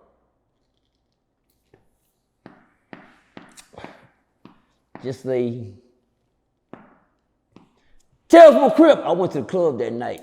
The nigga that put the hit on my head that was going under the brick, I seen him in the VIP. Shout out to my nigga, to my homie and the other nigga, Champ. Come to find out the trap he working for one of my partner named Champ. Champ was at the trap there, you know, he was at the VIP, and I seen a nigga in the VIP, but I seen a nigga that worked in the trap that said that I did that because Champ put the money on me. I heard Champ had money on me here. Nigga, for what? Nigga, Champ, I didn't take that dope out that house. Nigga, that nigga right there was there. That nigga know I didn't take nothing. He was sitting there acting like, oh, motherfucker, you just set me up. He took it and blamed you. Do you hear me? I peeped it. Because I know one thing you know that night. I stole from you, nigga, and I left when you said you never seen me go back. You got me, nigga. And he sit there in that thing in the VIP section. You know what I did? I moved that motherfucking rope thing out the window. I went up in the VIP at the club and I started smashing on the nigga in the night club. Right there on Vaughn. Y'all know the night, nigga, the murder night. Niggas get killed, found dead in there. I went there and started fighting him. And Champ said, no, man, it's good. Champ, now, because you got money on my head, nigga gonna kill me, nigga, for that 3,500, nigga. Man, I believe you now, because you wouldn't have did that if you did that. Now I'm gonna whoop this nigga ass for lying on me, nigga. You trying to get me killed. Well, we got a little thing called a wagon yard. It's called the After Hour Club. Shout out to everybody know what the wagon yard is on Vaughn Street. That's where everybody go and gamble. So I'm sitting on the wagon yard. I said, one of my partners, he just got out the penitentiary. He fresh out of prison. But he out there on the car, he mad about some shit. I'm like, what's wrong, cuz? Yeah, cuz. Just fucked up right now. He was getting high. And this nigga was making lines on the car. Damn, you ain't got no razor blade. This nigga making lines on the car with his hand. Cuz, you all right, nigga? Yeah, man, I'm fucked up right now. He fucked up. He said nigga been fucking his girl since he was in the penitentiary and he thinks something sweet about it. I said, yeah. He said, I'm gonna kill this nigga, man. Kill this nigga, man. He been fucking my girl thinking I'm playing. And I never seen, he was sitting on that car, everybody was outside, he said, yo. Nigga pulled out a big motherfucker. He walked inside the wagon yard in the gambling shack. And the first person he grabbed was Champ. Said, come here, bitch, and he put Champ like this, and he put him against the wall. And he emptied the clip in the back of his head, nigga, at the wagon yard. Well, there goes their money. Can't pay no shooters now. Well, I don't look at it like that. But like I tell you, I'm not just talking. I learned from other niggas' experience. I started out by saying that niggas didn't have to die for me to learn. I didn't watch niggas get killed for me to learn. R.I.P. to Champ. And this is a guy who had 3,500 on your head. R.I.P. to Champ. I watched people suffer, you know, trying to get to me. You hear me? God got a plan for me, Sean. What if I tell you that was like 40 years ago? 35 years. Ain't it crazy I can say shit like that, man? Shit was 32 years ago, 35, 30 years, 20 years ago, yeah. That about like 32 years ago. I see you got teardrops on your Yes, I earned all of them. And not in the way that people think. Everybody always say, that nigga done killed somebody. Nah, I done lost too many. My tears stand for I can't cry no more, niggas. I didn't cry myself today. I ain't got no tear glance no more. To shed tears for you dead niggas. I done seen too many of them die. It used to hurt my heart to see a nigga die. It used to hurt my heart to see niggas get killed. Come to find out, nigga, you tender. I supposed to be tender in situations like that. You gotta toughen up. There ain't no way to toughen up when it's a dead nigga laying there. I had to toughen up. It toughened up so close. I walk up to a casket and just look at a nigga that I thought I would cry for. Well, there goes his tear right there. These tears for the niggas that I done lost dearly. I cry for them, man, until I can't cry no more. To have blood on your hands, it's hard to get it off because God don't bless everybody to wash their hands clean. Everybody don't get a blessing like Percy to wash their hands clean. One thing I told God, he said, when I wash you clean, nigga, leave it that way. Not to ignore your question, but a situation I could tell you about murders in prison, I can't tell you about it. God said, don't talk about them. I used to be quick to talk about how I killed the nigga in the penitentiary. How I killed the white boy down there. I used to always want to tell that story until God said, that's an over story. We gotta. I know. One of these days we're gonna touch it. Please.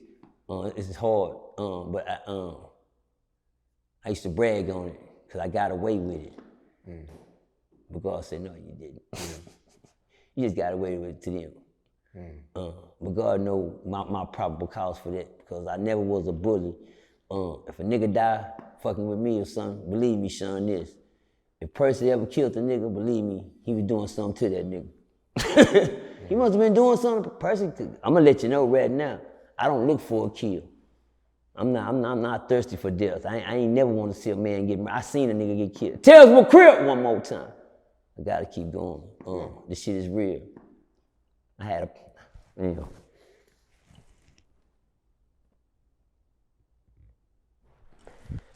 a partner that I was in Job Corps with. Me and him was real cool. Real cool. This nigga right here was the truth. I got in trouble in Job Corps down here in McKinney, as I told you. I went down and he said, I'm gonna take you. Now we were doing blanket parties, little old kiddie shit that kids do, and ended up getting me in some trouble. The trouble I got into was terrifying, and my little partner Fred said, you know, me and Fred was in school ever since 7th grade. Freddie Garrett, his name was Freddie Garrett. We called him Pothead, because the little nigga had a little old head shaped like a little tea kettle pot. I said, look how Pothead, and when he run, his head go like this. I said, look at Pothead. We called him Pothead. But it grew on him, he didn't mind it. He cut for it. Me and Pothead ended up in Job Corps together at an early age. We were doing some kiddie shit, it got us in trouble, but Pothead had been there long enough. He said, man, I said, I'm finna get terminated out the Job Corps. I said, why? Because I threw the water on the white boy. He said, well, just tell him I did it. Nah, I ain't gonna do that, nigga, I did it. He said, man, just tell him I did it so I can go home. I'm gonna get my check. You just got here. Get your trade, man, and get. I said, I can't see myself saying you did something that I did, nigga. And you gonna go home? He said, they're gonna terminate you, nigga. He said, I know. Then I can get my check from Job Corps, go home, they gotta send me another one in 2 weeks. He said, I've been ready to go. I've been ready to leave, nigga. Just blame it on me so they can kick me out this bitch. I said, you sure? He said, I'm sure. Oh, I know who did it. Them right here, him. Right. And I told him Pothead did it. I couldn't understand why he did that for me. He wanted to go home. A couple of weeks later, nigga, I got a pass to go home off campus, man. I went to Sycamore Park. When I got to Sycamore Park, man, it was crunk that day. They was having a good day at Park, and I was down. A white Jeep pulled up with some gold Lorenzos on it. You know, jamming that potholes in my lung by De La Soul. He drowned, and I said, look, nigga, that's Pothead. Nigga, what's up? Ah! Came home from jump. My nigga done went and bought, he got my old Jeep. He riding with my partner, Victor Scott. Oh, they did. I said, okay. He said, yeah, he had a big old 9 in his lap. And I was sitting there looking at it. I said, yeah. He said, what y'all doing? We just down here in Sycamore T. He said, man, we finna go to Miller, Killer Miller. Everybody on Miller down there. You know, it's like the strip back then. Everybody come to Miller and just hang out. He said, follow us, nigga. All right, we're gonna say, come on, Dave. Told my little brother, let's go. We're gonna follow Pothead. That's my partner from Job Corps, man. Went to school together. Man, we ain't seen the nigga since he told me to take the case. We get down there, we pull up. Pothead had a bad old little chick in the back seat. I jumped out, went to top. What's up, nigga? Yeah. And then by this time, my partner Sunshine pulled up. Charles Washington, that's another one of my partners. He pulled up right behind. He got the park. He jumped out the car. I said, yeah. I said, Sunshine, what's up, nigga? What's up? He said, man, hold on, Percy, hold on. He walked up to my partner, Fred. He said, say, man. He told the girl, he said, what you doing in the car with him? I said, oh shit. So on the cool, I bagged up to my little brother Dave, my little brother right there. I said, it's gonna be some shit. I elbowed my brother. I said, it's gonna be some shit right there. He said, yeah. I said, yeah. He said, yeah, what you doing in the truck with him? He said, yeah, you trying to go? He said, yeah, get out the car, bitch. So my partner Fred, he got the Jeep now, he done let the seat up, let her on there. She said, no. She said, what you trying to go with him? She said, yeah, because all you gonna do is beat me up. All you gonna do is finna go beat up on the bitch. He grabbed her by her. He snatched her like this. He drug her to the car. He said, get in the car. He said, so you going with him? You going with him? He walked up on my partner Freddie. He said, pow, pow, pow, pow. He blew my partner brains all on the fucking dashboard. My mouth hit the ground. I ran up to my partner and I grabbed my shirt off and I took my shirt off and I tried to wrap it around my partner's head. But he was bleeding so hard. I was like, nah, nigga, you gonna make it, you good. My partner Sunshine, I'm like, man, he jumped in the car with the female, he burnt up, he dipped. So I'm trying, man, call the ambulance, nigga. I've been in these situations, bro. Call the ambulance, y'all call in. I have never seen a nigga get killed. This pothead. It's pothead, the same guy. Yeah, I got real stories, homie. This the one that was, pothead was shot? Yes, sir. Job code, yeah. I got real stories. All over a girl. I can't make this shit up. Although whatever they had going on, all I know is his brain was on the dashboard and I was trying to save my partner's life. I have never seen a man die. I've never seen a man get shot. I was hollering, I was crying, I felt like a woman, not in distress, not knowing what to do. I took my shirt off and I wrapped my partner head. I said, I got you.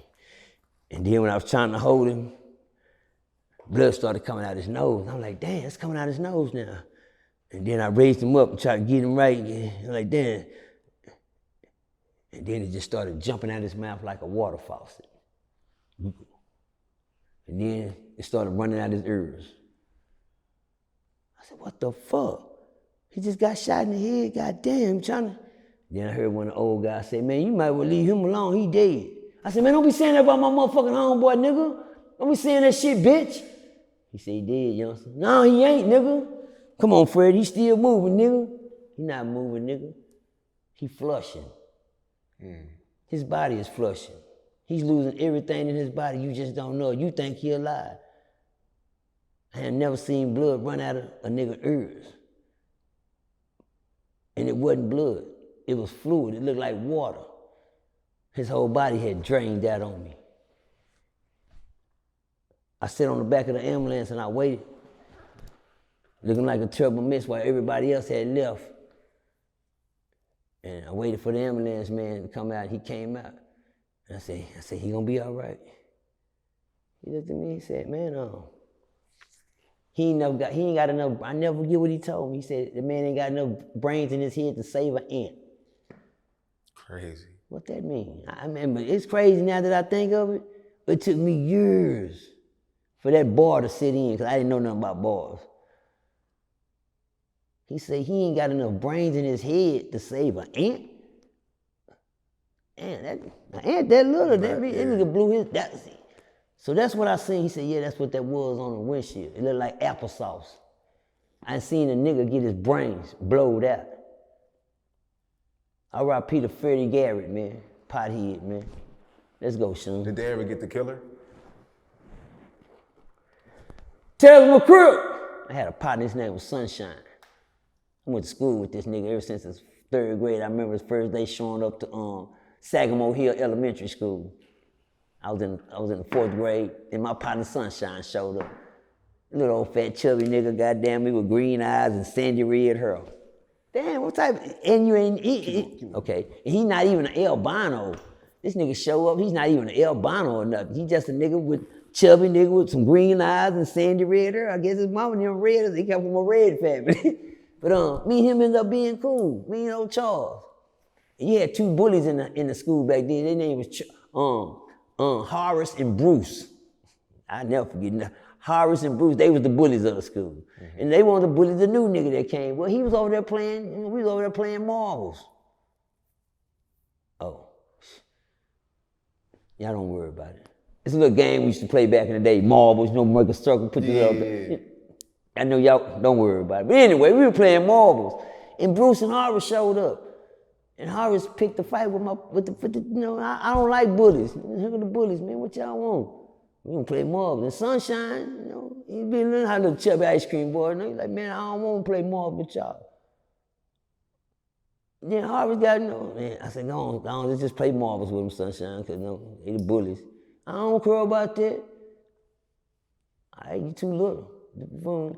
Then Bruce and Horace, you know, they played their role. Horace ran up to him, what you talking about, nigga? What you talking about, huh? What you talking about, trying to punk him? And my partner Sunshine grabbed him, snatched Horace up, and slammed him on the ground, and went to work. Bam, bam, bam. I said, he beat up the little chubby nigga beat him, and I mean, he worked him. Bam, bam, bam, bam, bam. Busted his nose. You know, if you bust a nigga nose in school, you won the fight. Don't give a fuck what you say. You won. Bust anything, you won. Horace, old Charles won. Me and him ended up being partners from that day forward. Me and him went and going to Sunshine. We went to Sagamore Hill Elementary. We ended up going from Sagamore Hill from the 4th grade, 5th grade to the 7th grade. We went to Dunbar Middle together. 6th grade to Dunbar. Then we went on to high school together. Then me and Sunshine, we got in high school. We were fucking up in high school. We ended up having to go to summer school together.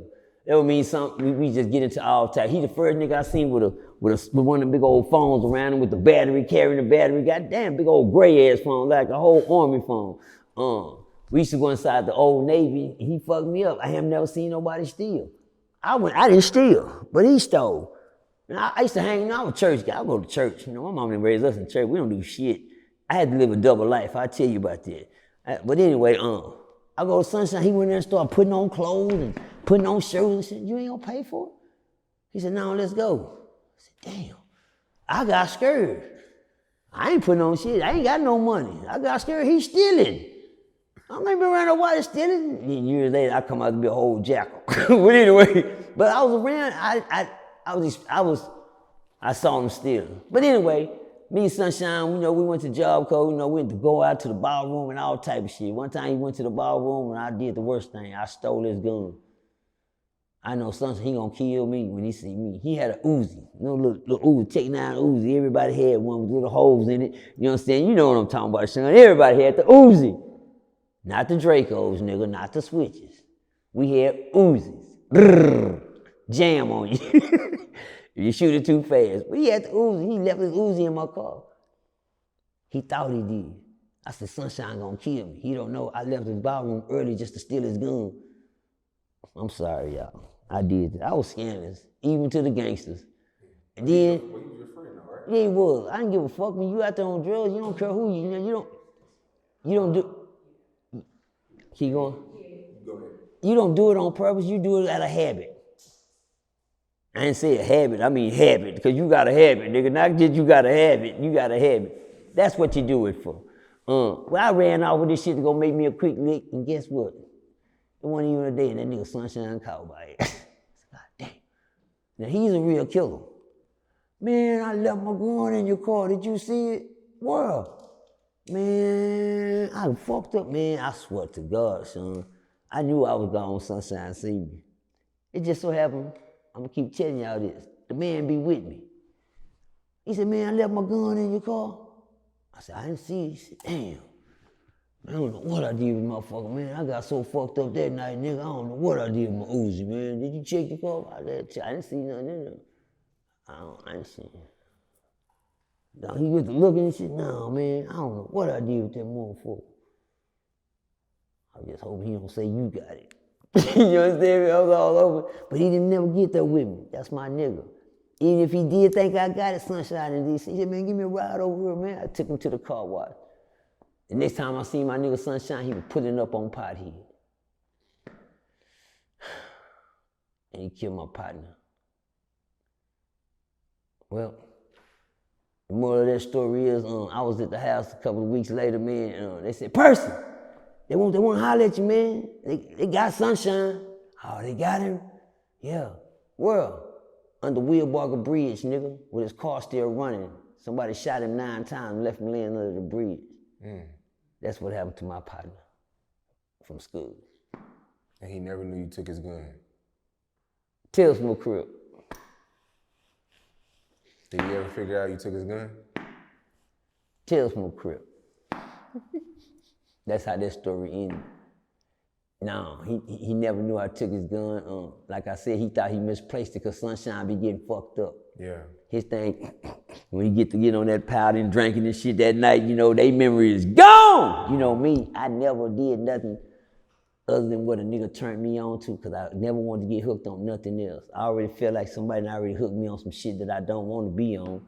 Now I'm smoking these motherfuckers. My right hand to Jesus Christ, my Lord and Savior. I've never hit a crack pipe. I've never hit a boy and girl. I never snorted a pill. I never took an X. I never popped a nut. Yeah, because I mean, that was the narrative Charleston put out there. there. You know, I know. Charleston had this way of keeping me nailed to the cross. Mm-hmm. I never had a problem with that. Because as long as Charleston didn't see me do that. See, my thing was to overcome what Charleston threw on me. Charleston wasn't lying about me in certain directions. But them the directions I had to fix for my life to stay on that I don't never go that direction again. Mm-hmm. So when he say shit about me, I bet he don't see me doing shit no goddamn more. Yeah, motherfucker gonna go back to jail. I bet y'all don't. You'll go before I do. You'll go before I do. I got my mind made up. I tell people all the time, Charleston made me a stronger person because I couldn't let him see me fail. I have to be a tough nigga to win up here and not from here. Mm-hmm. Damn, I got chills with that one. I ain't gonna lie. Go ahead.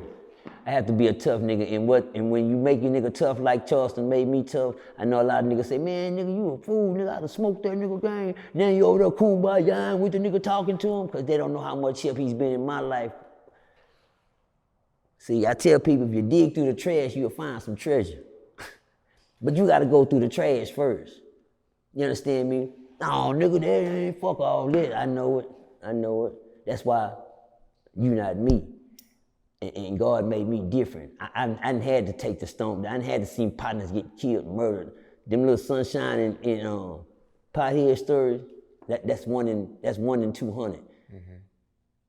Mm-hmm. That I didn't ask for in life, but God made me go through, because I told you, son, I had to learn off of others' mistakes. It's a lot of angles I can go here, but I'm gonna save them for another day. Thank you. First of all, I definitely want to bring you back. Thank you. Oh my God. Like monthly, man. Like, right? Really? Like. She said. Yeah, real talk. Appreciate it. And then secondly, before we leave, I just want to get to a few trending topics that have been going on. I know people want to hear you talk about. Let's go. YNW Bortland, he's the co-defendant in Melly's case. I don't know if you know who YNW Melly is. He killed his two friends. He's been on trial. Yesterday, he just took a plea deal. Bortland did, the driver. He took a plea deal for 10 years in 10 years in prison, 6 years probation. What's your thoughts on that? I be trying to find out where do the probation come in at. But they got a mean game they play this time, boy. I mean, how do you do time and probation? Either you gonna give me the time and let me go. These guys, let me tell you something, nigga. These niggas are rat for probation nowadays. You know that, right? They're tell it for their probation. They gonna tell what? I try to tell people, man, niggas always talking about what they won't do until they end up in them situations. Nigga, you will tell it too. Niggas will tell it too. I ain't met a man that can hold water. I have showed you that test before, have I? What you gonna learn today? I hate to get your flow wet, but I'll clean it up in a minute. Nah, go ahead, I got it. I ain't never met a man. Can you hold water? I've never tried it. Thank you. Have you ever been in a situation where they tell you don't you say shit? Nah. Well, I have. And I've seen a lot of niggas that done been in a situation where they claim, man, nigga, I ain't gonna say a motherfucking thing. Well, you'd be a fool if you didn't, bitch. Nigga, that's snitching. Shit. You call it what you want to. All they see is that front door. That's all they looking. They trying to get out the bathroom, son. Do you know what it feel like to be locked in a potty party, nigga? Huh? Well, you got a toilet right there and a bed right there and you can't get out the bathroom? You sitting there shaking that goddamn door trying to, God damn, somebody let me out of here. It's a bed in there, it's one right here, but it's next to the toilet, it's so close together, shit, I'm just stinking here. Well, here goes something to eat in there. Here, goddamn, I can't eat in here around the shit in the toilet and the goddamn, let me out. When you been sitting there eating caviar, shrimp and lobster and steaks and popping bottles, nigga, and throwing rolls and shit. Now you locked in the motherfucking bathroom. Who ain't gonna tell it? Who ain't gonna tell it? These niggas claim that they won't say shit until they put in that position. Me, I tell it too. But guess what, Sean? I ain't never had nobody tell it on. They always telling it on me. I'm always on the other side of the goddamn event. I got a little old saying, you believe in magic? Yeah. Well, me too. But I had to learn it the hard way, Sean. I ain't never believed in magic. Never. Have you ever seen a dog turn into a snake? Never. It's hard, but I did. I watched my own partner get on the stand and turn into a snake. That's when I believed in magic. See, I tell niggas I ain't never believed in magic till I seen my dog get on the stand and turn into a snake. Bars. Yeah. That's when I started believing, look at this nigga he gonna tell it, and told everything. And guess what he did, Sean? He got up and he walked out. Where he going? Where he going? He just went out the front door. He just said we did that. He said we. You heard what he said? He said we went in there, and where he gone. Ah, damn. Where? Oh, you going to jail. Oh, he already plead. Plead what? Can I plead now? No, you had a chance. Remember, you took the oath. You won't try to act like you smarter than the law. One thing I learned about trouble, y'all, if you done did something wrong, bitch, don't fight the feeling. Don't never think that you can go in there and outsmart the people that already got you. Because if you already sitting in that chair, guess what? Nigga, you caught. That's number one. I don't give a fuck what nobody say. You can be anywhere in the world but sitting in that chair, but once you sit in that chair, you caught. And guess what? Niggas will lie and tell and whoop and wham anything to get out that motherfucking bathroom. And all these tough niggas out here claiming, nigga, this little test for y'all is gonna hurt y'all more because I know I gotta demonstrate on Sean Cotton the fundamental basis of snitching. I haven't met a man in the world that can hold water. Not one. Not one. Once you find me a man in the world can do what I did, that can hold it, open his hand and still got that water, you show him to me. I'm gonna tell you, that's God. Hold on, y'all. My mouth dry. Sorry, son, I get that up for you. No, you good. I don't know if you've been following That's something I want to show y'all. Yeah. Even with the man that you saying that's getting up there and have to go to these situations, got to take probation, got to take goddamn me this and that, plea bargain deals for all this time. Nigga, I got one thing to tell you. If you're gonna send me to jail, bitch, send me to jail. Other than that, now I ain't getting out on nothing. What run that with this? Whatever that probation, run that with the time. Because if I got to go sit in this motherfucker, I don't want to have to come back and have to go sit in there again and face another. Because one thing probation is a setup for incarceration again. Probation is a setup for incarceration. Let's say it slow for y'all that don't know. Probation is a setup for incarceration.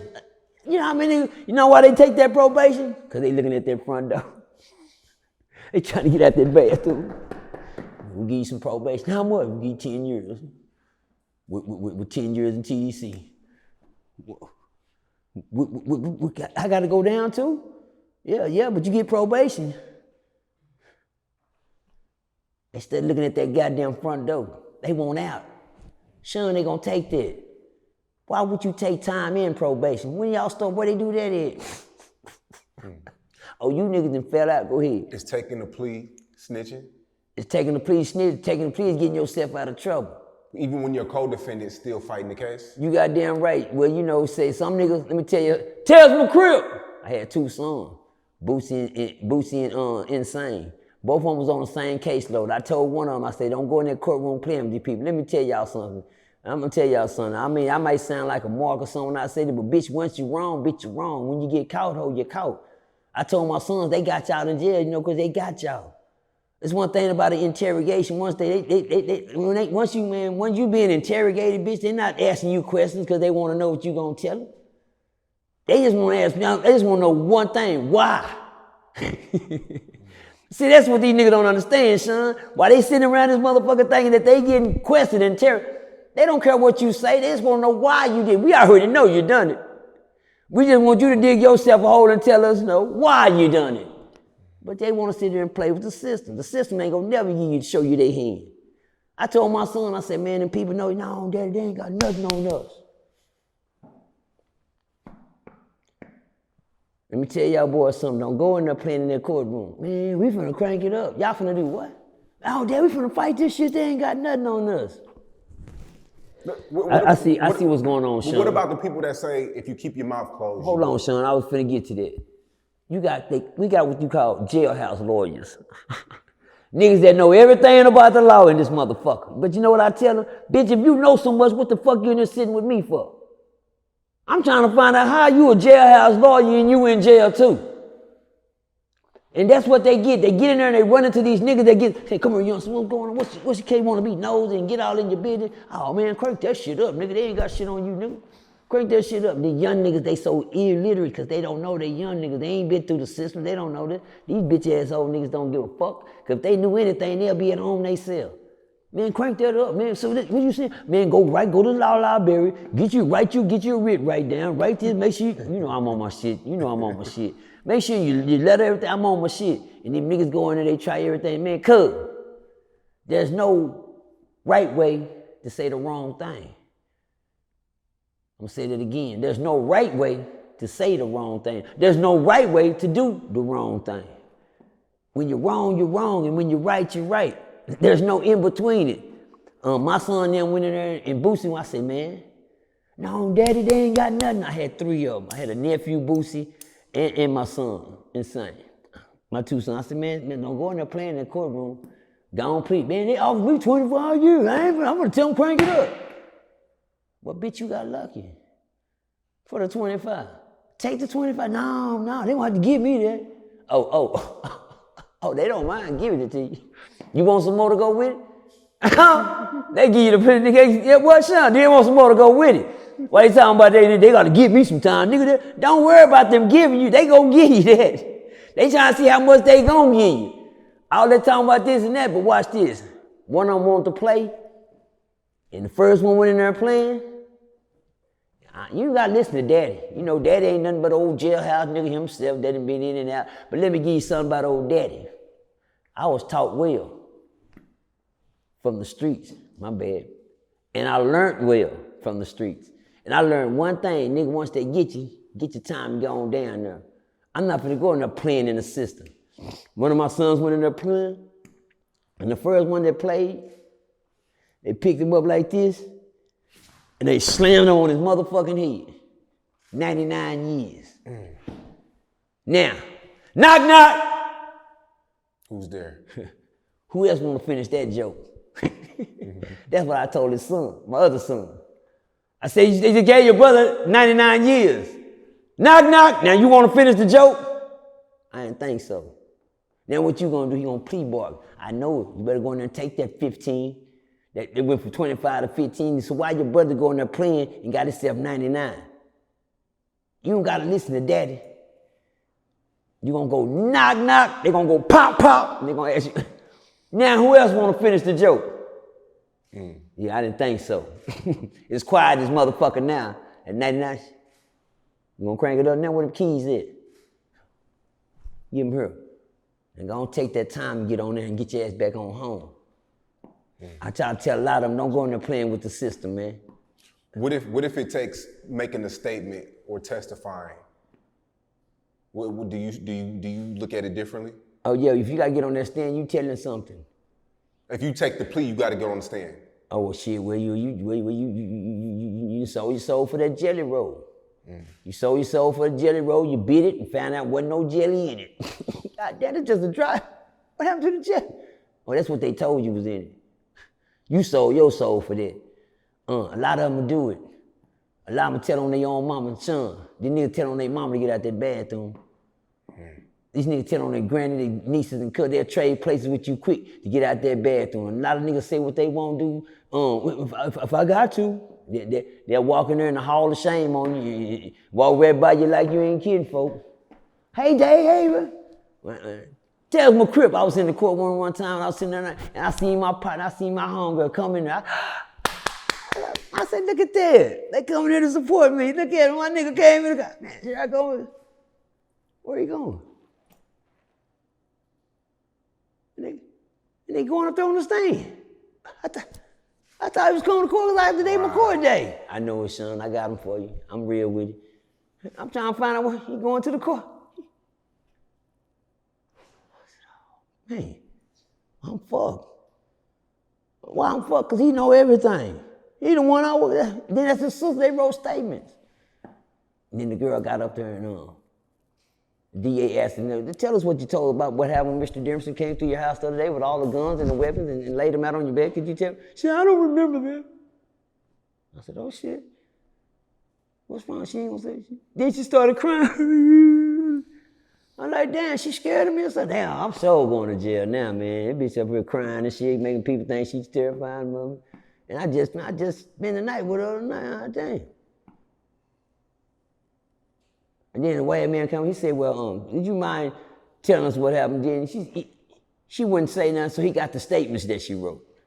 He gave her the statement. He said, well, just read the statement. She wouldn't even look at the statement. So what the fuck wrong with her? And then she told the man what was wrong. Then he turned around and looked at me.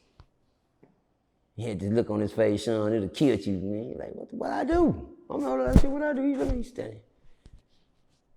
He said, they up there lying on me. He said, who lying on you, Mr. Demerson? You ain't nobody. You got your name on the bulletin boards all around. Don't nobody know you to lie on you. Who are you? You ain't nobody to lie on. Nobody lying on you. So why would they lie on you? I said, shit, I don't know why y'all, and they ain't lying on me. But I can't lie on me. I ain't gonna tell it on me. I don't give a fuck, bitch. I'm going all the way to the grave with this one. I look at this, I got a whole jury, everything. I'm gonna stick to my story. Yeah, I'm lying. But I lied so much, I believe it. Shit. I know, son. I done lied so much, I believe it. I'm crying, and I know I'm lying. I'm crying, I don't know why they lying on me. And the whole time, nigga, I'm wrong. But I believe it. But to make a long story short, I lost that day. My girlfriend was sitting in court that I had been with. I loved her to death. She was in court looking all pretty and dressed and shit. And the girl that got on the stand told the DA something. The DA fucked me off. That day I lost my freedom and I lost my girl. How did I lose my girl? Tell me, come on, make it make sense, Sean.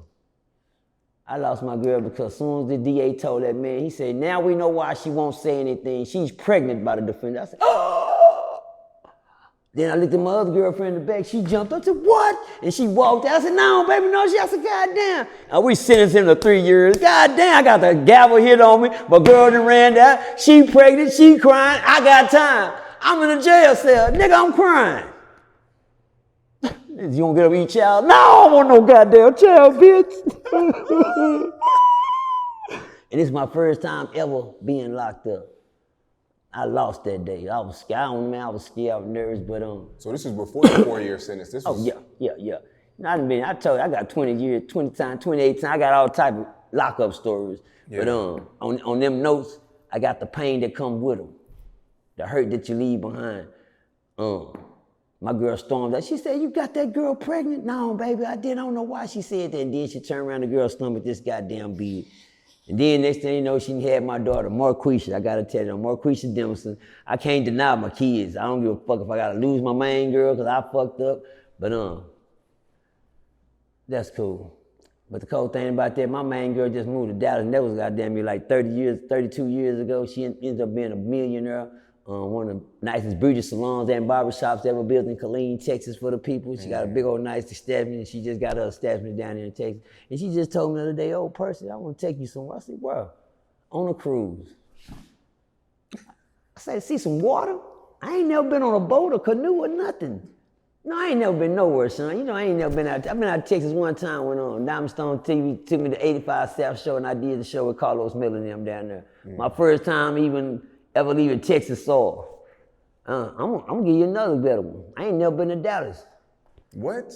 I'm just telling you, I don't know shit about down here. I know where Sean Cotton at now, and I know where Real Life Street Store. I know where McDonald's is and the Greyhound is downtown by the bus station. That's all I know about D-Town. I ain't never been to Dallas. They say Fort Worth don't leave Fort Worth. We don't. I got caught up in the murder. I would love to leave now. I would love to go places now. I don't know if I waited too late in life to want something in life, but I wanna see something. Yeah. And I do want to see some water. I done seen Earl, I done seen land. I seen Earl one time, I'm not never going back up there. I'm scared. Fuck that. I'm scared of a swing, nigga. Swing goes too high for me. I don't even like the swing, it's too high. Just imagine what an airplane is. You hear me? Shit. One more thing. Let's go, Sean. Go Yayo. We woke up Sunday morning, viral picture. Fort Worth native, Fort Worth superstar, a lot of potential. What's your thoughts on the picture, and what's your message for Go Yayo? My thoughts on the picture.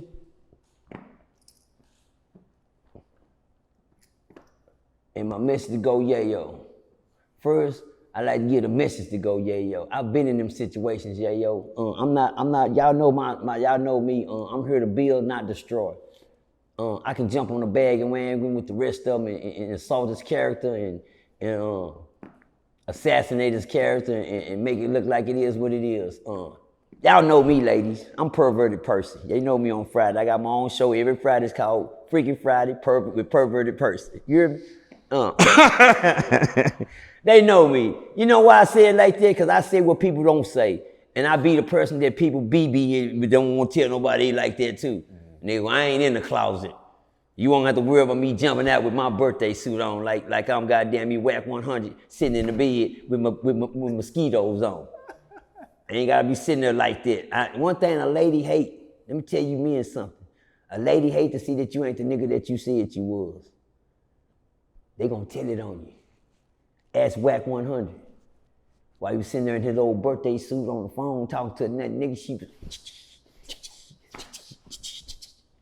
damn girl, look at this motherfucker. Look at the club, he Mr. Whack 100, Mr. Gangsta, and I get up in here, she come on some thug dick. And this nigga that came out stripping and shit, goddamn, in his goddamn E1. What the fuck is you doing? What happened to the gangster in the club? You know, bottles in the club, what happened to him? Now he wanna get got. He wants some dollars through on his cheeks that I'm not gonna get him whack. We on yo. Now, Ye, he doing his thing. Let me give you something, Ye. I've been in them situations. Kenny B, I've been in them situations. Go Yayo, I've been in them situations. But my situation, I knew who I was. My message for Yayo is not to tear him down, but to build him up. I've been trying to do this since he been home. I knew what he went through. Little Ronnie got killed. My brother did too, nigga. I know the feelings. I know how it feel when niggas won't let you breathe, nigga, because all they talk about is Ronnie. That hurts. Let me tell you something, how I know it hurt, because every time my brother's name came up, I cried. It was fucked up, I couldn't even hear the nigga name. It was fucked up, better yet, look at a picture. Better yet, hear something with his voice on it. It was mentally turning me up. So when Yayo say Ronnie meant to Yayo, I know where Yayo is mentally. Because I never want to talk about something about somebody if I haven't had to go through it myself. A lot of niggas quick to give advice, they ain't never walked in them shoes.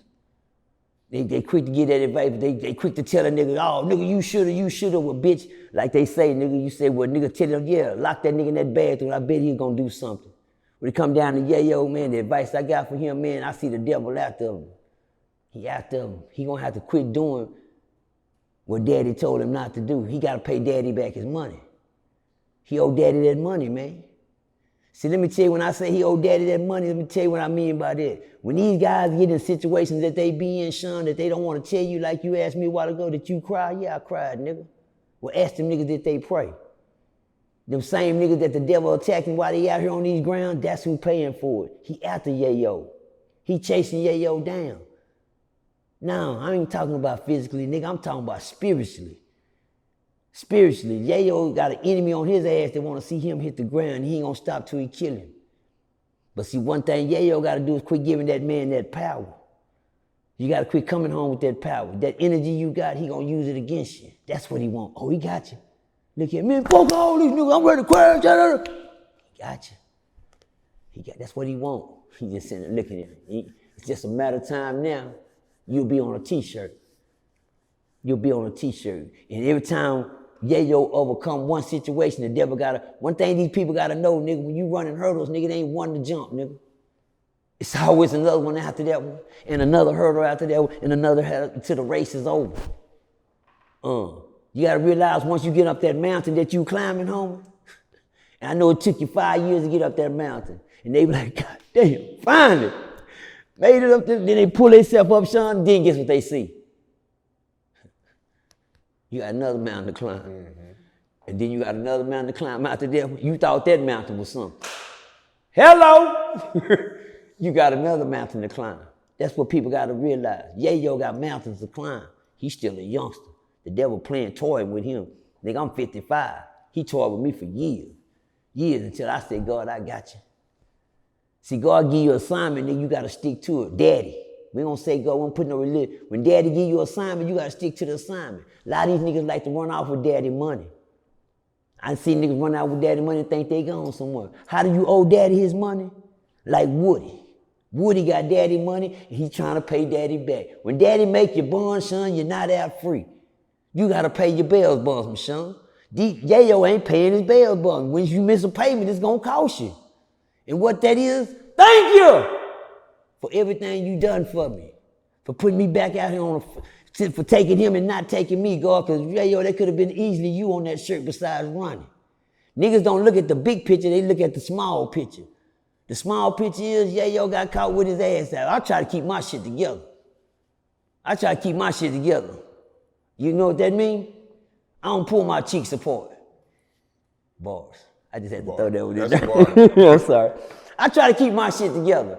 He got caught with his cheeks spread apart. But from a woman though, a girl. I understand that. Because a lot of people keep let me help you out, son. Because one thing about it, this is my rule. You gotta be careful. I got fucked up one night. I was doing drugs, I was doing my thing, I was with my Puerto Rican girl. Shout out to Puerto Rico. You know what I'm saying? She knows I call her Puerto Rican. She's so mean in the motherfucker. Oh, Poppy, you're that. I said, God damn, you mean? All right. No. Okay, I said okay. No, you just don't understand. I did just say yeah. No. And it's always no. I just say yeah, and it's always Puerto Rican. She was mean. But I love the girl because she would act like that. But she was fucked up. So one time we were getting fucked up one night. She said, baby, you look so cute in this. Put this on one time. Put this on one time, baby. She said, oh, you can't do that for me. You can't do that for me. Oh, fuck, you think you're just so fucking good. You can't put this on for me one time. Just one time. Just let me take a picture. And we just bullshit. I said, no, bitch, I don't play like that. I might be fucked up, high, and drunk, but I don't do that. That's a side of me that ain't in me. You can't bring that out of me. I understand what she doing. I understand she want, but then you better understand who she is. I can't get mad at Yayo about taking a picture. I'm not mad about that. Nigga, you and that bitch getting free. I'm a perverted person. Y'all be pissed off, see what I be doing. I mean, goddamn, you in there doing that shit like that, goddamn. Oh, yeah, yo ain't got shit. I don't be doing what he doing. I'm on the other side of the law. You understand me? I'm pervert. I ain't sick. I ain't no sick nigga. I ain't no child molesting. I'm pervert. And you think about it, but anyway, what he doing, that's his little business in his house with his gal. See, I'm gonna tell you what, Yayo fucked up it. It's not taking a picture. It's just trusting the wrong motherfucker, man. I told Charleston this yesterday. Every woman saves something when they mad. Man, let me tell you something. Don't never fuck with a motherfucker that got the gun. You know she got that gun, nigga. You know what's in her phone. That's the gun. You know, every woman always got something for you tough niggas.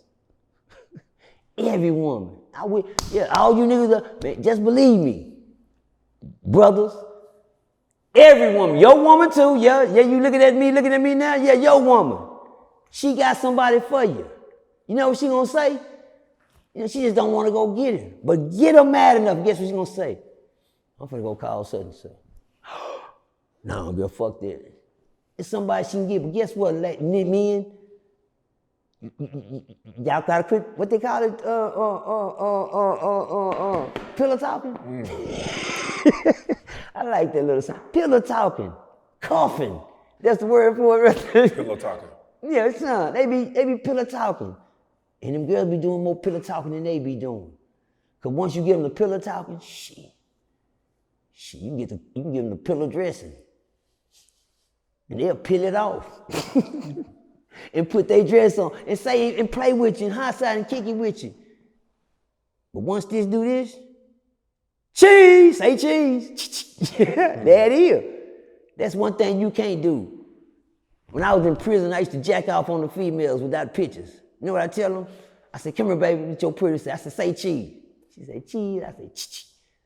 I said, I'm gonna take a picture. I'm finna go get you tonight. Why? Because it's in my mind. A mind is a terrible thing in the way. I don't need a woman to bust a nut. Shit, nigga, I can get a nut without a woman. I got a hand, nigga. Because once the feeling is gone, the nut is too. Once the nut gone, the feeling is too. That's a picture. But I can get that. I ain't never seen a nigga bust a nut looking at a wall. Ain't nothing there. It's blank. Come down to Yayo. I cut for him. He good people. I don't want to see nothing bad happen to him, but I can't keep babysitting him. He been home too long for a nigga keep putting that titty in his mouth. I ain't finna keep saying, nigga, I want to see you doing right and you don't want to see yourself doing right. I want to see you make an opportunity to do something. But how can he beat this moment? How can he beat this moment? Wait. You got the CJs, the Kenny B's coming. They gonna come. You know why? They hurt. They hurt, yeah, yo. Niggas in jail behind you. Niggas doing life behind. This niggas in the grave behind, yeah, yo. For him to come out and say, this what I am. You better not do that. Don't let the devil win that one. If that's what you is, let me tell you, son, your best weapon on that one is to be quiet. Them young niggas in forward to kill you. But when you be quiet, they create narratives. You know, and guess what, son? You ain't talking to a nigga that ain't wore them shoes. What you think Tony Weaver's did to me? Tony Weaver's told niggas that I put him on a Crip set. He was the first gay Crip to ever, and he said I done that. I couldn't tell the world nothing else. I even had a picture, shaking his hand. Hello! I know, son, you got the right one. I even had a picture. A picture? Come on, man, I just got chipped. Yeah, yo, you talking to, I can't help nobody until I can help myself in situations. I'm a recovering picture taker. I was told to take a picture with a fan one day, and I took a fan. One thing I can't do is be biased. What the fuck, I ain't gonna take a picture with her. She dressed like a man. Oh, hell, I ain't gonna take a picture with him. He dressed like a woman. Y'all ain't gonna catch me up in A, B, C, D, E, F, G, H, I, J, K, L, M, N, O, P community. I'm not getting caught up in that one. But I don't have a complex about who I am, so I love everybody. I don't give a damn if you straight, gay, whatever you is your business. Come on, let's love each other. I didn't say love on each other. I say they love each other. The thing about that, what goes on in the house stays in the house. It's when your business get out the house. What's wrong with that picture, If you trusted somebody that got your secrets, don't do them wrong. Don't make them have to tell your business. Somewhere down the line, that young lady was pushed somewhere too hard to say, well, nigga, you know what? I'm dropping this. She probably would have never thought to do nothing like that if it was something going on behind closed doors. Now the doors are open. That picture can hurt you. I took a picture with Tony Weirich because somebody said a fan wanted to take a picture with you. I didn't want to act like I was too all that to take a picture with a punk. Or a homosexual, gay, whatever. I don't want no trouble from y'all people. So I want to say the right words. I took a picture with him. And that's all it was. Nigga gave me a handshake, what's up? Took the picture, all right. Maybe I can start something. Niggas you can be a gangster, still shake hands with a punk. Ain't nothing wrong with that. It's something wrong with you. There must be something wrong with you if you think it's something wrong with shaking a hand with a punk. There's something wrong with you, nigga. I don't got no complex about myself, nigga. I came from penitentiary. I lived in the land of them. I came from the land of the lollipops. You hear what I'm saying? So watch this, Sean. This nigga hear him? Yeah, you gotta make sure one thing, man. He stay alive out here. It's a lot of niggas hurt because the accusations coming against him right now. You got young niggas like Kenny B them that looked up to you. Them niggas hurt. They feelings hurt. I got something to tell you, you in more danger than you was than any time of your life right now in Fort Worth, Texas. When you got Kenny B's turning on you, the rest of them, let me tell you something about kids. Now, I raised mine. When one kid mad at you, all love meals. That's all it takes. And don't let it be the oldest one. As soon as you walk out, man, mama, And then mama time come, everybody might act like they happy around mama, but when one kid mad, the rest of them is too.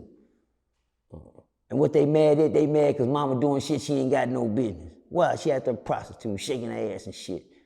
She out there busting her ass wide open, pulling her ass apart out on goddamn video. Be mad at mama. Mama didn't used to be like this. One thing about these kids, when they raised on one thing, they don't want to find out you something else or you gonna become prey. This is where the predator becomes prey. See, Yayo still think he predator. No, sir. No, sir. Your day is up. The prey is out there now. Who is the prey? The Frankensteins that you built, Yayo. Them are your seeds out there. Them Yayo seeds out there. One thing you just learn about a game, the same game you join will be the same game that kill you in the end. Watch mafia movies. When they send for you, your time is up. Because they the ones sent for you. Yayo, time is up in the street as a gangster. He got to realize that it ain't you no more, it's them. I had to do that. When Yayo came along, I had to realize I'm not the gangster in the street no more, it's them. Yayo, you not there no more. It's the Kenny B's, the PMGs, it's them. It's daytime, but guess what you better do? If you don't stay who you say you was, they gonna come get you. That's what I'm scared about Yayo about. Because of the niggas that might react to who they thought he was and they think he ain't that. You never come clean and say, nigga, if all punks can fight. Don't never, man, bro, don't do that. Don't admit that's what you is if you ain't that. Don't entertain that's what you if you ain't that. If you that, you better let these young niggas know that's what that is, and you better go get your body, your people to stand behind you, because y'all got a strong community. If you want to do that, y'all community just shut a motherfucker down. But there's too many people. I don't agree with staying quiet because people are gonna create narratives. I feel like the Yayo should definitely, even if it's just if he keeps it music, at least keep it music. Come out with some music addressing it or something. But being quiet, you right, Sean. A lot of people are gonna look at him like it defeated him. Sean, but he did not really defeat himself. It's not the people killing Yayo. It's Yayo killing his own career, his own fans. And I don't want to say his own self, because at this time, to entertain and say that's what I am, niggas say punks can fight hard too. Nigga, gay niggas fight hard too. Don't never say gay niggas fight like that's what you is and you fight hard. Nobody want to do no punching with a punk. I know a nigga, Kenny B just shot a punk down. Yeah, he'll blow your ass down too. And now that's who after you. You saying shit about Kenny B gonna do that. And he gonna get out there and punch. Me and Kenny B had a run into a couple of weeks ago because he was upset about some shit that came up on Real Tune TV that Real Tune said about gay. And I told him I stood on my business. He told me to pull up. I told him I'm 5 minutes away, nigga. Yeah, and pull straight up on live. But you know, we took care of our business. We worked things out. Yeah, yo, you're not gonna do that. Don't throw rocks and hide your head. You hear what I'm saying? Don't be over there saying this and that, because let me tell you something about what I said a while ago. When you make one kid mad, all of them mad. It's a whole bunch of Kenny B's out there right now, yeah, yo. You know one thing about trophies, once they're on the shelf, bitch, that's where they stand. Ronnie is a trophy now. Beto could have been a trophy a couple months ago. Yeah, yo, don't think that you exempt, nigga. They hit you niggas' head. If you ain't caught the message by now, that's gonna be on him. You gotta play your role. A guy told me a long time ago, he said, nigga, you OG? I said, yeah, nigga. He said, when you gonna start acting like one? What the fuck that mean? When you gonna start letting the young niggas do this shit, nigga, not you? I said, goddamn, you do got a point, goddamn. You can't be OG if you still doing what the YG's doing, the BG's doing. When you gonna be the OG role? Yeah, yo, when you gonna be the OG role? You can't keep throwing, and I like yo music. You know, sometimes he hit me with a good one. No. That criminal just had me going. You understand me? But I want to see Yayo win, and I don't want to see him get himself hurt out in these streets trying to entertain these niggas. Your girl put your business in the street, but don't entertain that business because it's bad business. Tony Weirich took my name all the way to No Jumper. All the way twice on saying that Percy, No Jumper, Boss Talk, one-on-one, and the sad thing about this, they entertained that. But guess what they didn't know, Sean? The same thing they entertained can get me killed. What the fuck I look like walking around Fort Worth Street and said, that's the nigga that put the punk on? Oh, nigga, I'm dead. And then you had niggas like Murder Game PB come after me. Cause y'all niggas know I ain't putting no punk on, nigga. Oh, well, nigga, what's up? Niggas know damn well that's a lie. But guess what? Every station, every media, except Sean Cotton and Say Cheese, I'm glad y'all didn't fuck with me at the time, because they probably would have beat my ass too. Everybody got down on me and said that I put the point. And guess what? What's the sad thing about that? I didn't know shit about it. I didn't know how to fight it. I couldn't beat it. I mean, California, them Crips and all type of bloggers would turn me up. I couldn't, god damn. Man, they know I didn't do this. But man, it's looking like I done done it. Yayo was looking like you done busted open. I had to be quiet, but I had to tell nigga, man, y'all know I ain't did that shit like that. I had to go back and ask the nigga to tell him. Say, man, tell them people I didn't do that, nigga. I gotta walk around in Fort Worth, homie. These Crip niggas see me out here, they'll kill me, man. You niggas trying to get me killed. Y'all playing on the internet, but what you doing on the internet to get you killed in real life. That's what they don't know, Sean. The shit you say on this camera will get you killed in real life. If you don't handle these cameras is cold-blooded. They'll get you fucked up. They can make you be what you want to be, but they can put you in the dirt quicker than anything in the world. Mm-hmm. I'm careful. When that thing come on, shit, I'm careful what I say. Yeah. I ain't reckless. I know one thing about Sean, he behind it, but I'm in front of him. And that's what'll happen to you if some shit come to you. You understand? Hello! That's phone right there, cold-blooded. Hey, man, I do want to say, definitely want to bring you back. Thank you, Sean. You know, the interview you did with Charleston was a classic. And, you know, it's a lot of stories. It's a lot of things we haven't touched on, but we will. Man, I thank you, and I want to grow with you. Man, I want to hear that. You can grow on me. I ain't doing no tripping. I'm gonna try to get. I had a suit on the last time I called. I heard. I was suited. But I just think everything happened for a reason. Yes, sir. I'm glad it did too. I know your son. Like me and Percy. Like I grew up with him, and he was always a bad kid. And he was the baddest kid around the neighborhood, and we just never knew where it came from. Like, where did that energy come from? I kept him. If he would have stayed in football, he would have been the greatest. But Sean, my son, did tell me he love you, man. And let you know, man, that man, that's my nigga. I say, Sean, he said he knew you. Daddy, I know him. I used to ride my bike to his school and everything. I said, what, Sean? I said, Sean, say cheese. He said, yeah, Daddy. I know him, man. Yeah. But I do know. That was crazy. Before he went back the last time, he had wanted me to pull up, and I just felt the energy was off. You didn't supposed to. Yeah. The last person pulled up was a guy that played basketball out of Dallas, and his mama pulled up on me. His mom told me, she said, Percy, my son go to school. He's in college. He does everything by the book. I don't understand. I don't understand what your son.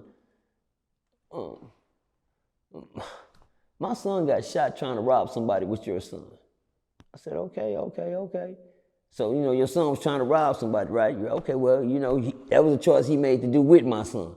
That's number one as a grown man. I understand it. But he's in college, he's in school. But what happened was, one of them, the son jumped in the car to make the robbery. The guy in the car peeped it. He turned around and popped off on it. Well, when in the midst of him popping out, somebody walked up and popped him. Her son lived, but they want to know who popped him. Her son won't tell. And I won't eat. I'm gone. Hey, man, until next time, bro. Next month, October, we're gonna run it back. Yes, sir. All right. You're my brother died.